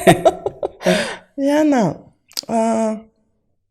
За underrated нь арай амархан юм тий гэхгүй. За окей, underrated кино. За яг санаанд орохгүй шүү. Зөндөө л олон кинонууд байдаг. Би жоохон бахта автагаа цуг кино театрт үзчихсэн. Анх удаага би тэгж их уйлснаа би бүр санддаг байхгүй юу тий. Бүр ингээд мэгшээд уйлаадсан заа бүр ингээд нулимс гойжоо заа бүр бэлигээр ингээд ярьчаад заа. Тэр нөгөө нэг одоо нэрийг мартчихаж хүүн нөгөө нэг байшин дээрээс үсрээд яачдаг. Ээж нь ягаав нөгөө нэг ээж хүү хоёрын тухай нэг кино идэв. Нэрний нэрийг мартчихлаа. Монгол юм уу? Монгол кино. Тэр хамгийн underrated кино гэж боддог. Тэрийг үзсэн хүмүүс ч баг нэг их байдаг. Ямар кино юм лөө? Тэр яг кино театрт тухайн үедээ гараад ингэдэг байхгүй юу? Хүүн нэг хүүтэй. Тэгсэн чинь хүүн ингээд нэг буруу зам амаар орж мараад тэгж явжсэн аа. Баригдчихсэн барилгын дээрээс унаад ийм арматурын төмөрнүүдтэй зоогдоод ингэж хүчдэг. Тэгээ ээж нь ямар амин юу лээ? Нэг амин юутай л нэг тийм кино. Тэгсэн чи ээж нь ганцаараа үлдээчихлөө. Тухайн үедээ бүрстаа бүр ямар хэцүү кино вэ гэж бодоод хөтлөө уйлжсэн. Тэгээд энэ бол хамгийн underrated кино гэж бодож байна. За нэрийг санах хэрэгтэй байна. Нэрийг би тэгээд санаад гоё юу ячнаа. Доор зургийг нь оруулчихна. Тийм.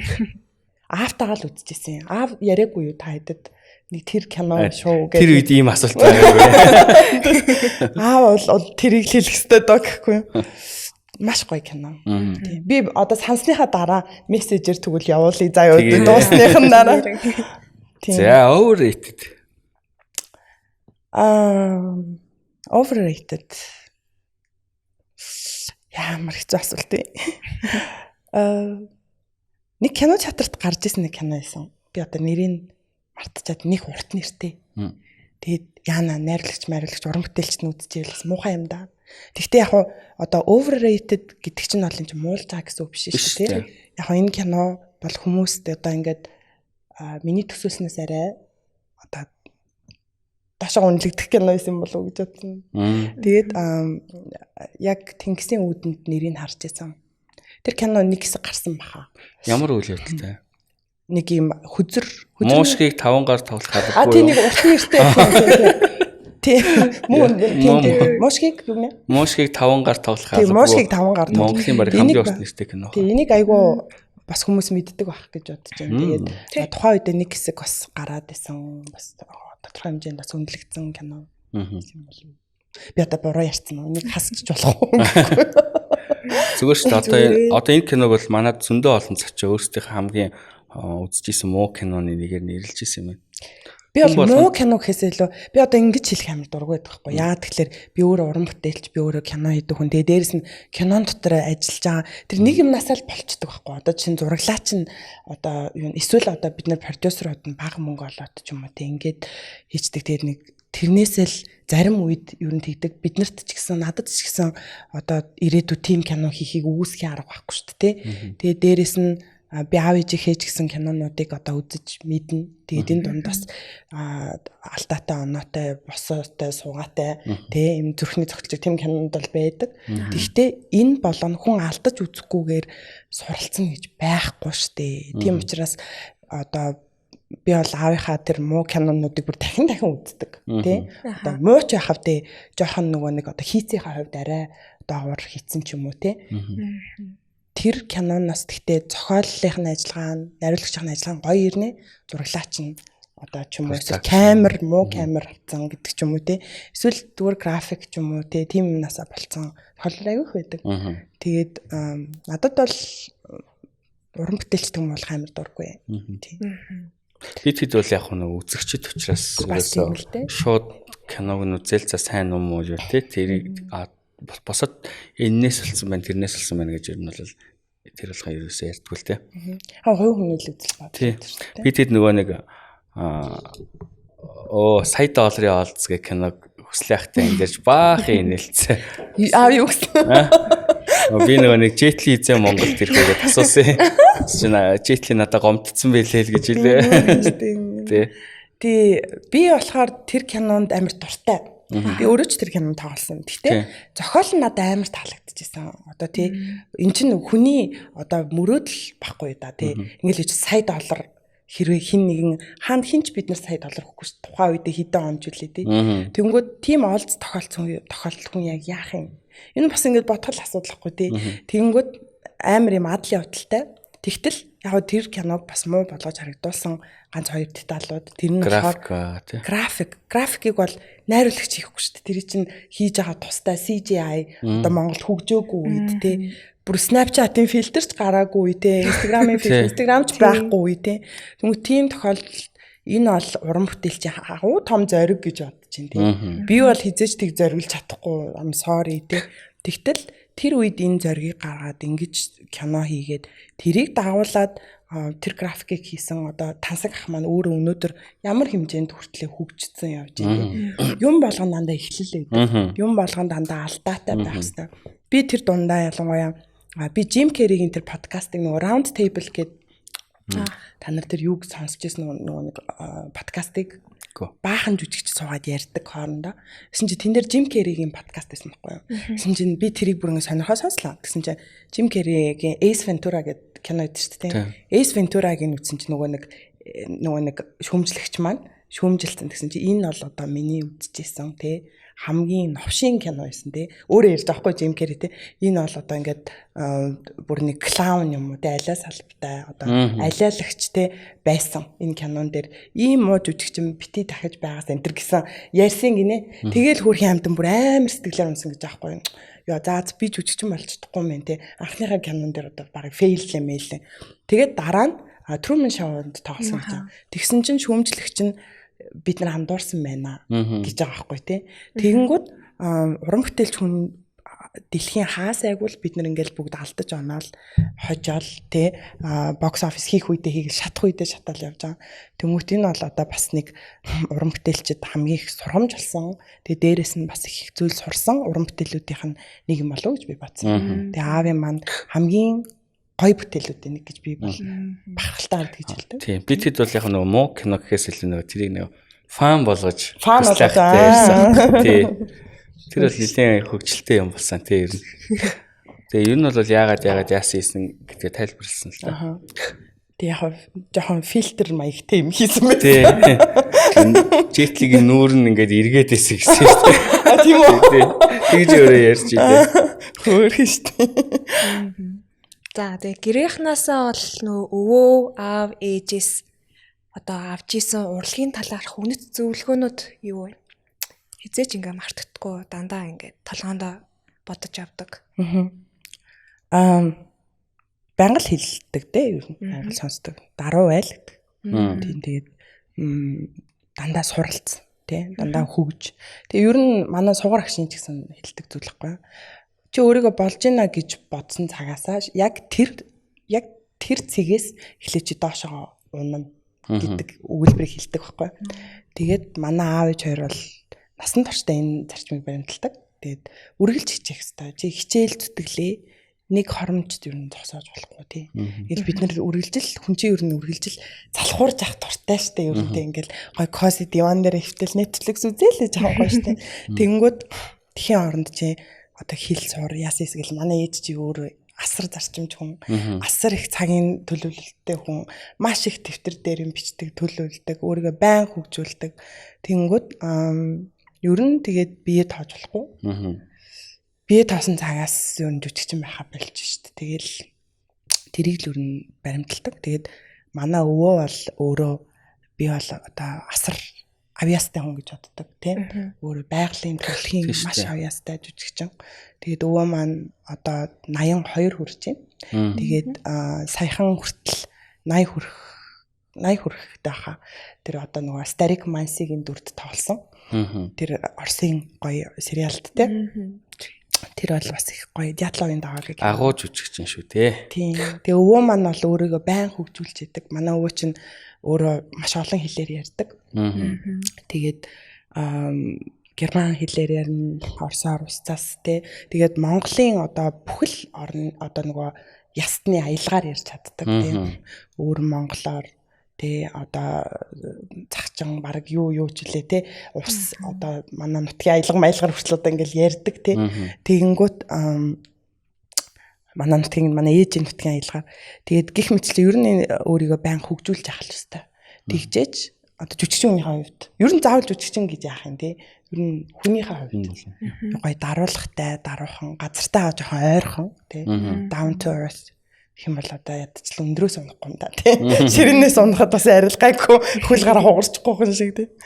Танаа гэр бүл гэхдээ ер нь бол мундаг шүү. Түрүү нөгөө жүжигчин Тамираг элит гэдгсэн шүү дээ гэр бүл нь. Танах ч гэсэн бас яг элит байгаа байхгүй. Одоо цогоогоо гээл тэнгуүтээ хүүхдүүд нь бүгд жүжигчин. За учир л жүжигчин биш ч гэлээ эн чинь бас л урлагийн салбарын нэг юм нүүр царай болцсон л хүн инфлюенсер хүн байгаа дээ шүү дээ тий. Тэгээ сумья одоо бас шинээр гарч иж чинь ямар мундаг байна тий. Ер нь баг 3 үеэрээ жүжигчин биш дээ тий. Тийм. Учирлыг одныг подкастаар яриад нэг киноны талаар ярилцвал юу ярих вэ? Ах бол өстой нүл мэдлэг штэ. Цааш нь амар үздэг. Одоо ганц киноны биш хүн нь штэ тий. Тийм. Тэгээ сая бас нэг кино тоглосон гэсэн. За. Тэр нь үзмээр байгаа. Тийм үү? Тийм. Тэгээд тэгтээ бид нарт хэлээгүйсэн. Тэгтээ кино арай гараагүй юм байлээ. Тэгээд одоо тэгтээ би ахыг бас гоё кинонд тоглоосоо гэж боддоо ш. Бас л өрмөц мэдрэмжтэй. Би бас учирлын подкаст нь тэрийг үздэг хөхгүй. Гоё мэдлэгтэй залуу шүү дээ. Ер нь мундаг залуу. Өөрийгөө ер нь байн хөгжүүлж идэг тийм хүн л гэж боддtiin. Тэгээд дээрэс нь ер нь цаг үетэйгээ байн хөл нийлүүлж алахыг хичээдэг. Тэгээд одоо ер нь ийм хуучинсаг юмд дургу байдаг гэж боддог. Тэр зөвлөгөөгөө ч гэсэн бид нарт дандаа өгч идэг. Тэг ингээд хүн шинэлэг ээжээж ер нь ийм шин юм гэдэг чинь өөрөө хөгжил тий. Тийм учраас ах бол өөрийгөө байн хөгжүүлж идэг хүн л гэж боддог. Тэрийг тэг хөгжих тусам хүн чинь мэдлэг тэлээлэдэг тий. За юу яах вэ? Топ 5 байл асуух уу? Тий да. Юу лээ? Манай нэг зүйл. Манай подкастын уламжлалт асуулт. За та ерөөхдөө бол Монгол 2000 оноос хойших одоо өөрийн топ 5 кино, топ shit гэж боддог 5 киногоо нэрлэх гэвэл. What? Манай тэр яг топ 5 shit 5 гэдэг асуулт бол уламжлал юм. Гэхдээ түрүүний анзаарч байгаагаар бол shit нь бол хариулахааргүй байх шиг байсан. Йой. Тийм. Тэгэхээр топ 5-аа нэрлж болно. Зэрэг гаргаад shit 5-аа нэрлсэн ч болно. No. Угаасаа нэрлэхгүй шүү дээ. Юу гэж тийм би одоо байсан. өөрөө уран бүтээлч гэж юу гэж тийм. Энэ гэхдээ логикийн хувьд угаасаа боломжгүй л асуулт. Тийм яг өөрөө кино гадны shit 5-ыг бол одоо ингэж үгүй Гадныг бас нэрлж болно. Тийм. Яашаас нь топ Монголын топ 5 орчин цагийн кино гэвэл топ 5. За бодох хэрэгтэй байна. 2000 оноос хойш. Би ч өөрөө баг тэр үед юу хийж явж байгаа гэж мэдгүй хүн байсан байна шүү дээ. Хүн ч болж амжаагүй.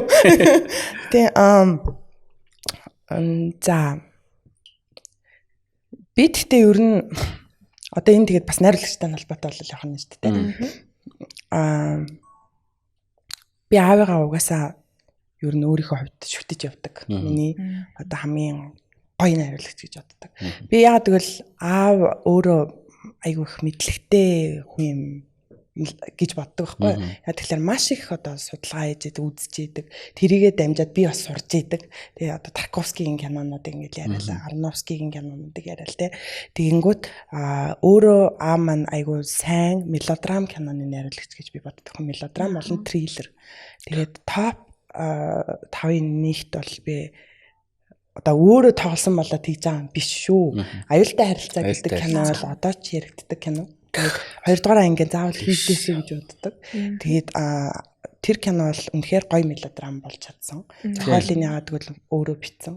Тэгээд аюу сайн болсон гэж боддог.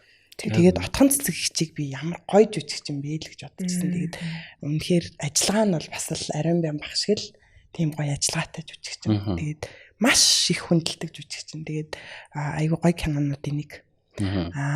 За нэгтэн шүү.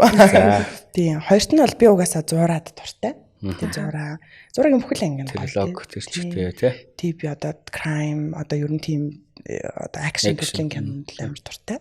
Тэгээд гоё болсон. Угаасаа ах бол шал өөр хийдэг. Тэрийг бол заавал дуртах хэрэгтэй гэж бодож байна. Гуравт нь болохоор би одоо Совдын Батулга ахтаа л бас үнэхээр дуртай. Ялцчгүй үнэхээр мундаг найруулагч тий. Гоё үнэхээр гоё найруулдаг юм. Торгон найруулагч гэж боддог байхгүй. Би ч гэсэн өөрөө ажиллаж үтсэн. Тэгээд ээж зорин гэж кинонд тоглосон. Ямар ч гоё ажиллагаатай. Ямар гоё мэдрэмжтэй гэж бодсон. Тэгээд одоо Батлага ахын ер нь хийдэг кинонуудад бүгдэнд нь дуртай. Тэр дундаа одоо ах ч одоо олон л кино хийдэг. Тийм зөндөө кино. Ер нь бол Батлага ахын кинонуудыг заавал дуртах стайл гэж бодож байна. 3. Тийм. Энд чинь одоо 4 гээл. Тэр нэг юу нэмэгчлээ гэж бодлоо. Одоо нэг манай эрүү шүүлтийн асуулт яваад байна шүү дээ. Тийм. Би Мөгийн ахынхаа кинонууд дуртай. Тий тас зэвг Мөги гэдэг одоо тэр мундаг найруулагч шүү дээ. Комеди кинонуудыг бас үнэхээр гоё хийдэг тий. Мөнх хат гэдэг одоо манай аавын одоо ангийнх нь багшийнх нь инх жаргал гэж найруулагчийн Шавн Мөнх хат гэж тэр мундаг найруулагч байгаа. Тэгээд маш гоё кинонууд хийдэг.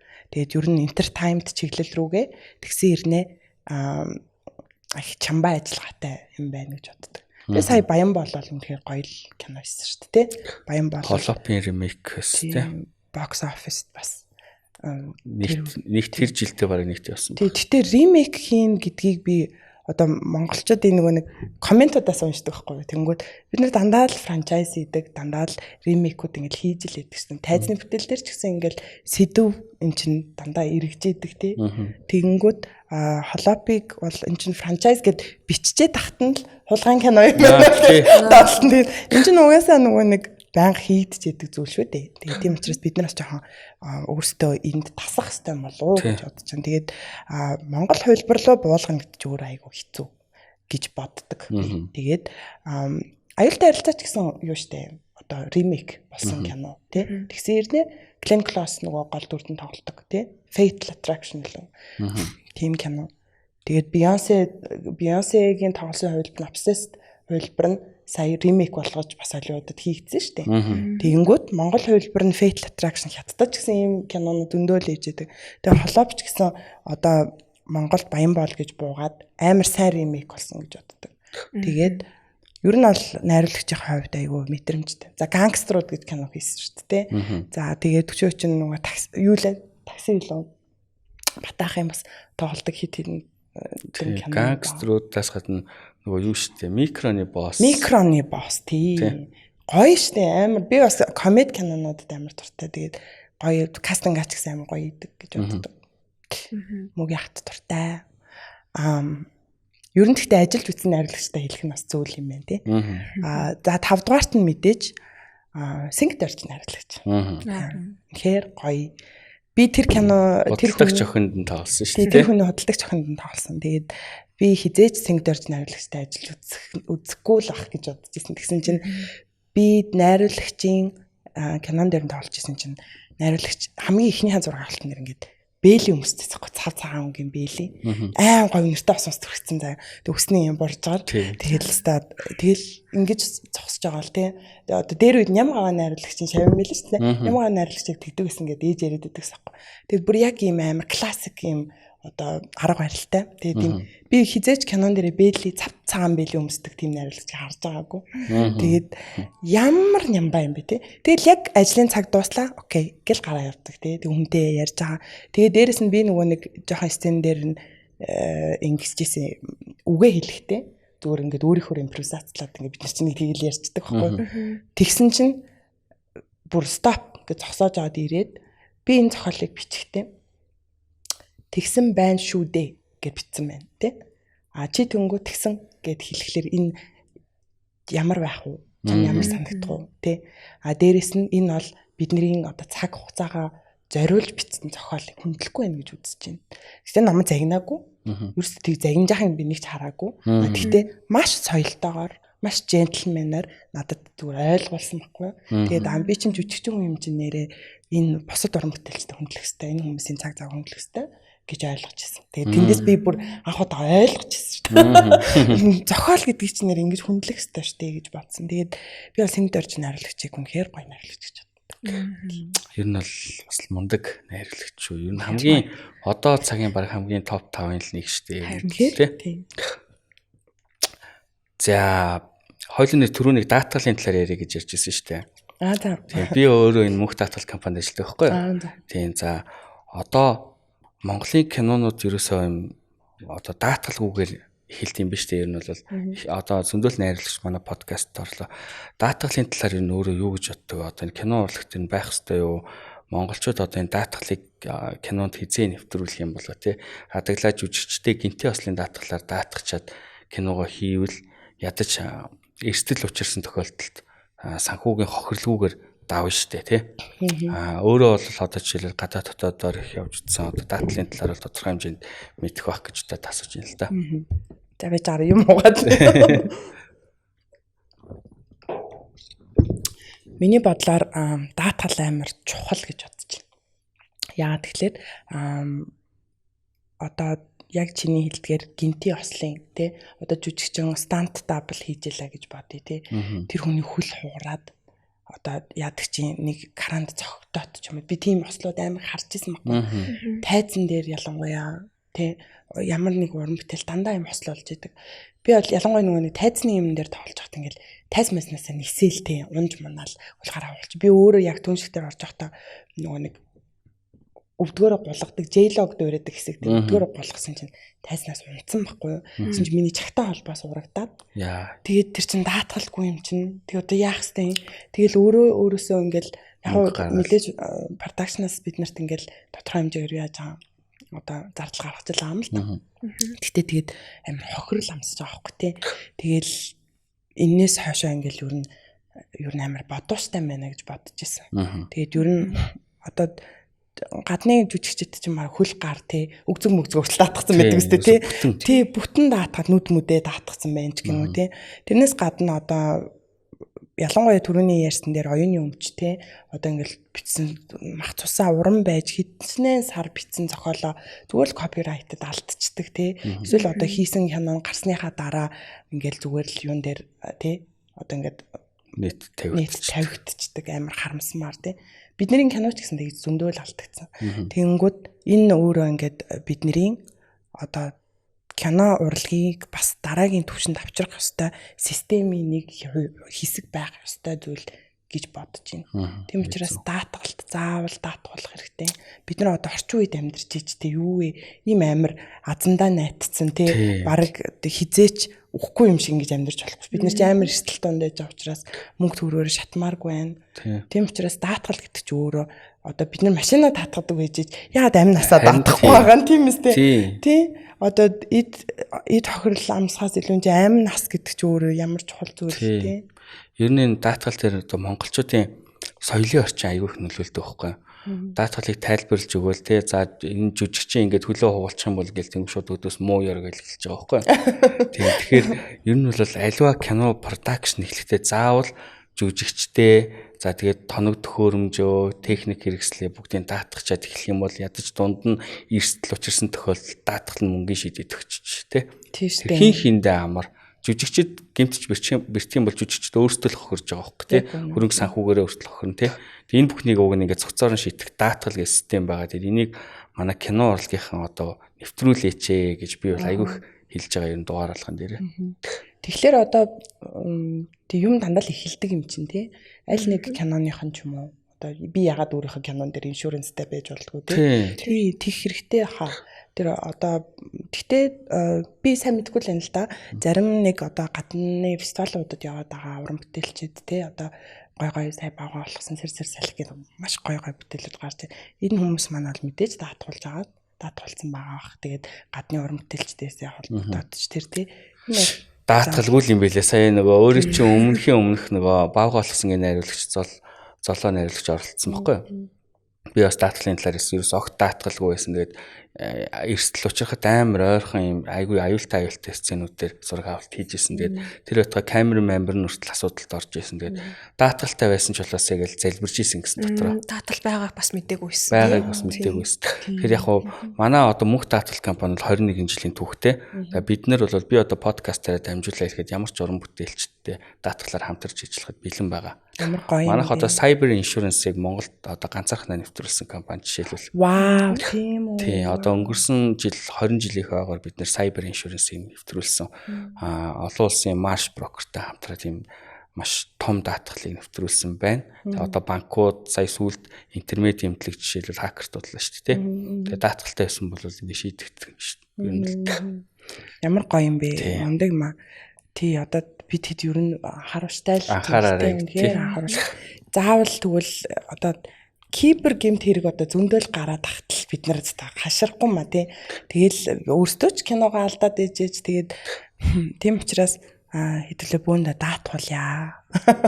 Одоо амь насаач даатгуул заавал киночд ч биш те ингээд ер нь улс нийгмээрээ ийм эрсдэл дунд амьдардаг юм чинь хэдүүлээ хизээч олоо ямар өвчин тусчих юм бэлээ мэдгүй шүү дээ. Тийм учраас даатгуулъя. Тий. За манай подкастын ерөнхий ивент төгчээр 21 жилийн түүхтэй мөнх даатгал компани маань хамтран ажиллаж байна. За тэгээд мөнх даатгал компани маань бол 11 хэлбэрийн 46 нэр төрлийн даатгалын бүтээгдэхүүнийг бол даатгуулагчдаа хүргэж ажилладаг байгаа. За мөн одоо хамгийн сүүлд 20 жилийнхаа агаар cyber insurance буюу кибер эрсдлийн даатгалыг шинээр зах зээлд нэвтрүүлсэн байна. За манай хамтран ажиллагч байгууллагаар high quality device буюу HQD vape хамтран ажиллаж байна. За тэгээд тус vape нь бол 20,000, 10,000, 5,500 төрөл бүрийн соролттойгоос гадна 5 төрлийн амттайгаар Монголын одоо бүх сүлжээ дэлгүүрүүдээр зарагдаж байна. За тэгээд та бүхэн доор гарч байгаа HQD Tech Mongolia вебсайтнаас одоо vape захиалан хүргүүлж авах боломжтой. За тэгээд манай подкаст бол нэлийн урт гоё халуун сонирхолтой яриагаар өрнөд одоо ерөнхийдөө энэ хүрээд өндөрлөх тийш хандж байна. За тэгээд ивент төгчдийнхаа бэлгийг гардуулъя. манайхтай хамтарч ажиллаж байгаа Аригкунс би үлээ. Пастри Аригкунс. Эндээс болохоор энд хартыг болохоор өөрчн зориулж бэлгэнд явуулсан байна. Хамтрахын дээрээ. За би өөрөө хамттай юмд амар дуртай. яа гоё. Тэстэ гоё юм аа. Тэгээд ямар ч гоё харагдсан. Тэгээд түрүүн тэслэгүүнийг энэ хийдсэн. Засварлаад. Үнэхээр гоё хамттай юм байна. Тэгээд энэс манайхаа захиалаарай. Үнэхээр гоё хамттай байна. Манай баярмаач айгүй гоё ингээ хамт рекламадаад тхий тий. Анх удаага бараг нэгдэж штэ орсон. Тэгээд яг бодит юм л лоо. За манай дараагийн ивент гэдэг ч болохоор high quality device гэдэг веб байгаа. За өөрөө бас веб татдаг бол веб татдаг найз ч юм уу татны үнд бас бэлгэлвэл. За манай найзууд баг үзэд дуусаад надаас ажил авъя. Тэг байхаа би нөгөө веб татдаг болохоор манай найз шууд тэгэл авах. Гэтэ баярлаа. Айгу гоё. Ер нь тэгээд заавал одоо эн чин соёл болцсон тий. Тэгээд ер нь бол сигарет татад сууж яснаас веб нь гоё харагддаг шүү дээ. Тэгээд баг загвар болоод байгаа юм шүү тий. Тий. За тэгээд дараагийн бэлэг бол манай 88 Films ивент тгчээс энэхүү бацсан гарын бэлгийг бас өөрчн дамжуулж өгч байгаа юм аа. Ямар гоё юм. За тэгээд дотор нь одоо 88 Films-тэй хамтарч ажилладаг байгууллагын бэлгийн дээж байгаа гэсэн шүү бүтээгдэхүүнээ. За дараагийн бэлэг маань Thank you. За энийг бол одоо манай найз одоо өөрийн чинь фэн юм бэлээ. Тэгээ нөгөө жижигчин баярмаа орно гэсэн чинь ингээд шууд арын хаалгадаж орж ирээ. Би жижигчин баярмаад бэлэг өгмөр байна. Ямар хөөл. Тусгайлж бэлдсэн юм бэлэг байгаа. Тэгээд за би энийг нь бас юу гэдгийг ч мэдсэнгүй шууд уншчихъя. Энэ тусгай технологиор үйлдвэрлэсэн 100% эко, химийн найрлагагүй гэр авахын бүтээгдэхүүнүүд гинэ.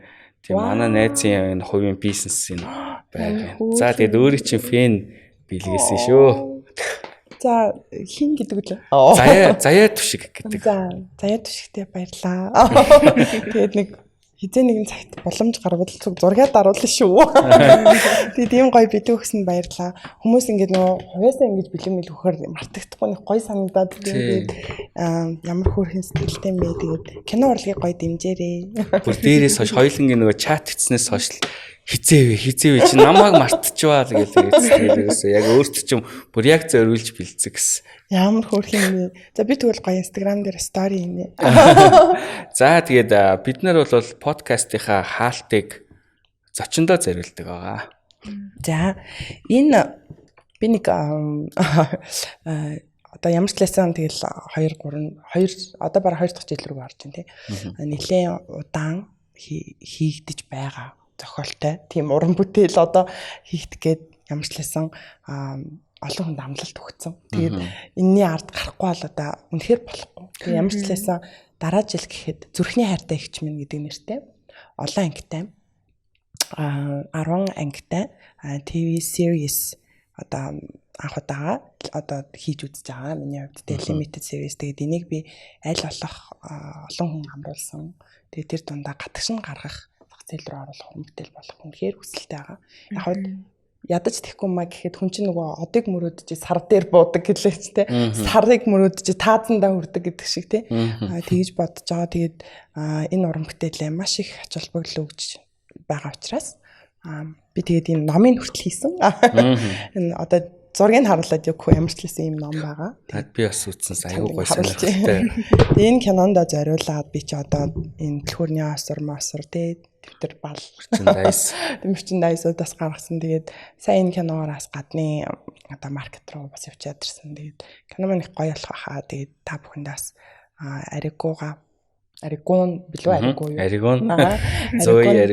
Аригун Зои хоёрыгаа киноныхаа нээлтийн үзүр дээр үнэхээр урихыг хүсэж байна. Тэгээд та бүхэн маань бас гоё хүлээлт үзгээд байж байгаарай. Тэгээд гоё уран бүтээл стандартад аль болох төхөөлж хичээх болно. Тэгээд бас бидний хийдэг уран бүтээл ер нь кино уран бүтээлчдийг айхтар шүүмжлэхээсээ илүү их юм суралцж байгаа гэж би боддог байхгүй. Тэгээд тийм учраас зориг нь бас үнэлж байгаарай. Тэгээд хамгийн гол нь оюуны өмчийг амар гоё дээдэлж өгөөрэй та бүгдээсээ. Бид нар махцсан ураал өчнөө цаг хугацаагаа үрэл ингээд хийдэг. Тэнгүүт одоо зүгээр нэг вебсайтаас үзчих те. Тэнгүүт яг бас нэг яхав те та нар нэг 6,000 төгрөг төлөөд нэг Univision судалдаж аваад юм уу эсвэл кино театрт тийм ч хүнтэй биш шүү дээ. Тийм учраас тэгж хэлсэн чи тэгээд ойлгохгүй юм билээ тий. Тэгээд тийм болохоор зүгээр өөртөө гэсэн одоо хууль ёсных нь арга хэмжээг аваад тэгээд тэр хүмүүстээ бас тодорхой хэмжээнд одоо түрүүний даатгалаар дамжуулаад ч юм уу арга зохих ёстой арга хэмжээг нь авч байгаасай л гэж л одоо тийх хэмжээгээр бид нар өөртөө урагшлах ёстой өөртөө одоо шинэ апдейтүүд байнга хийж авах ёстой тий. Тэгэхээсээ л тийм тэгцгээе гэж уриалмаар байна. За тэгээд өнөөдрийн дугаарын маань ивент төгчээр мөнх даатгал компани 88 Films, за тэгээд Pastry by Aragon, Calpis Honda, за тэгээд High Quality Device бид нар чинь бас хөлөө олцсон юм шүү дээ. Ямар олон юм. За ингээд эдгээр компаниуд маань хамтарч ажиллаа. Тэгээд өнөөдөр хүрэлцэн ирсэн жүжигчин Баярмаада баярлаа. Тэгээд цаашдын уран бүтээлд амжилт хүсье.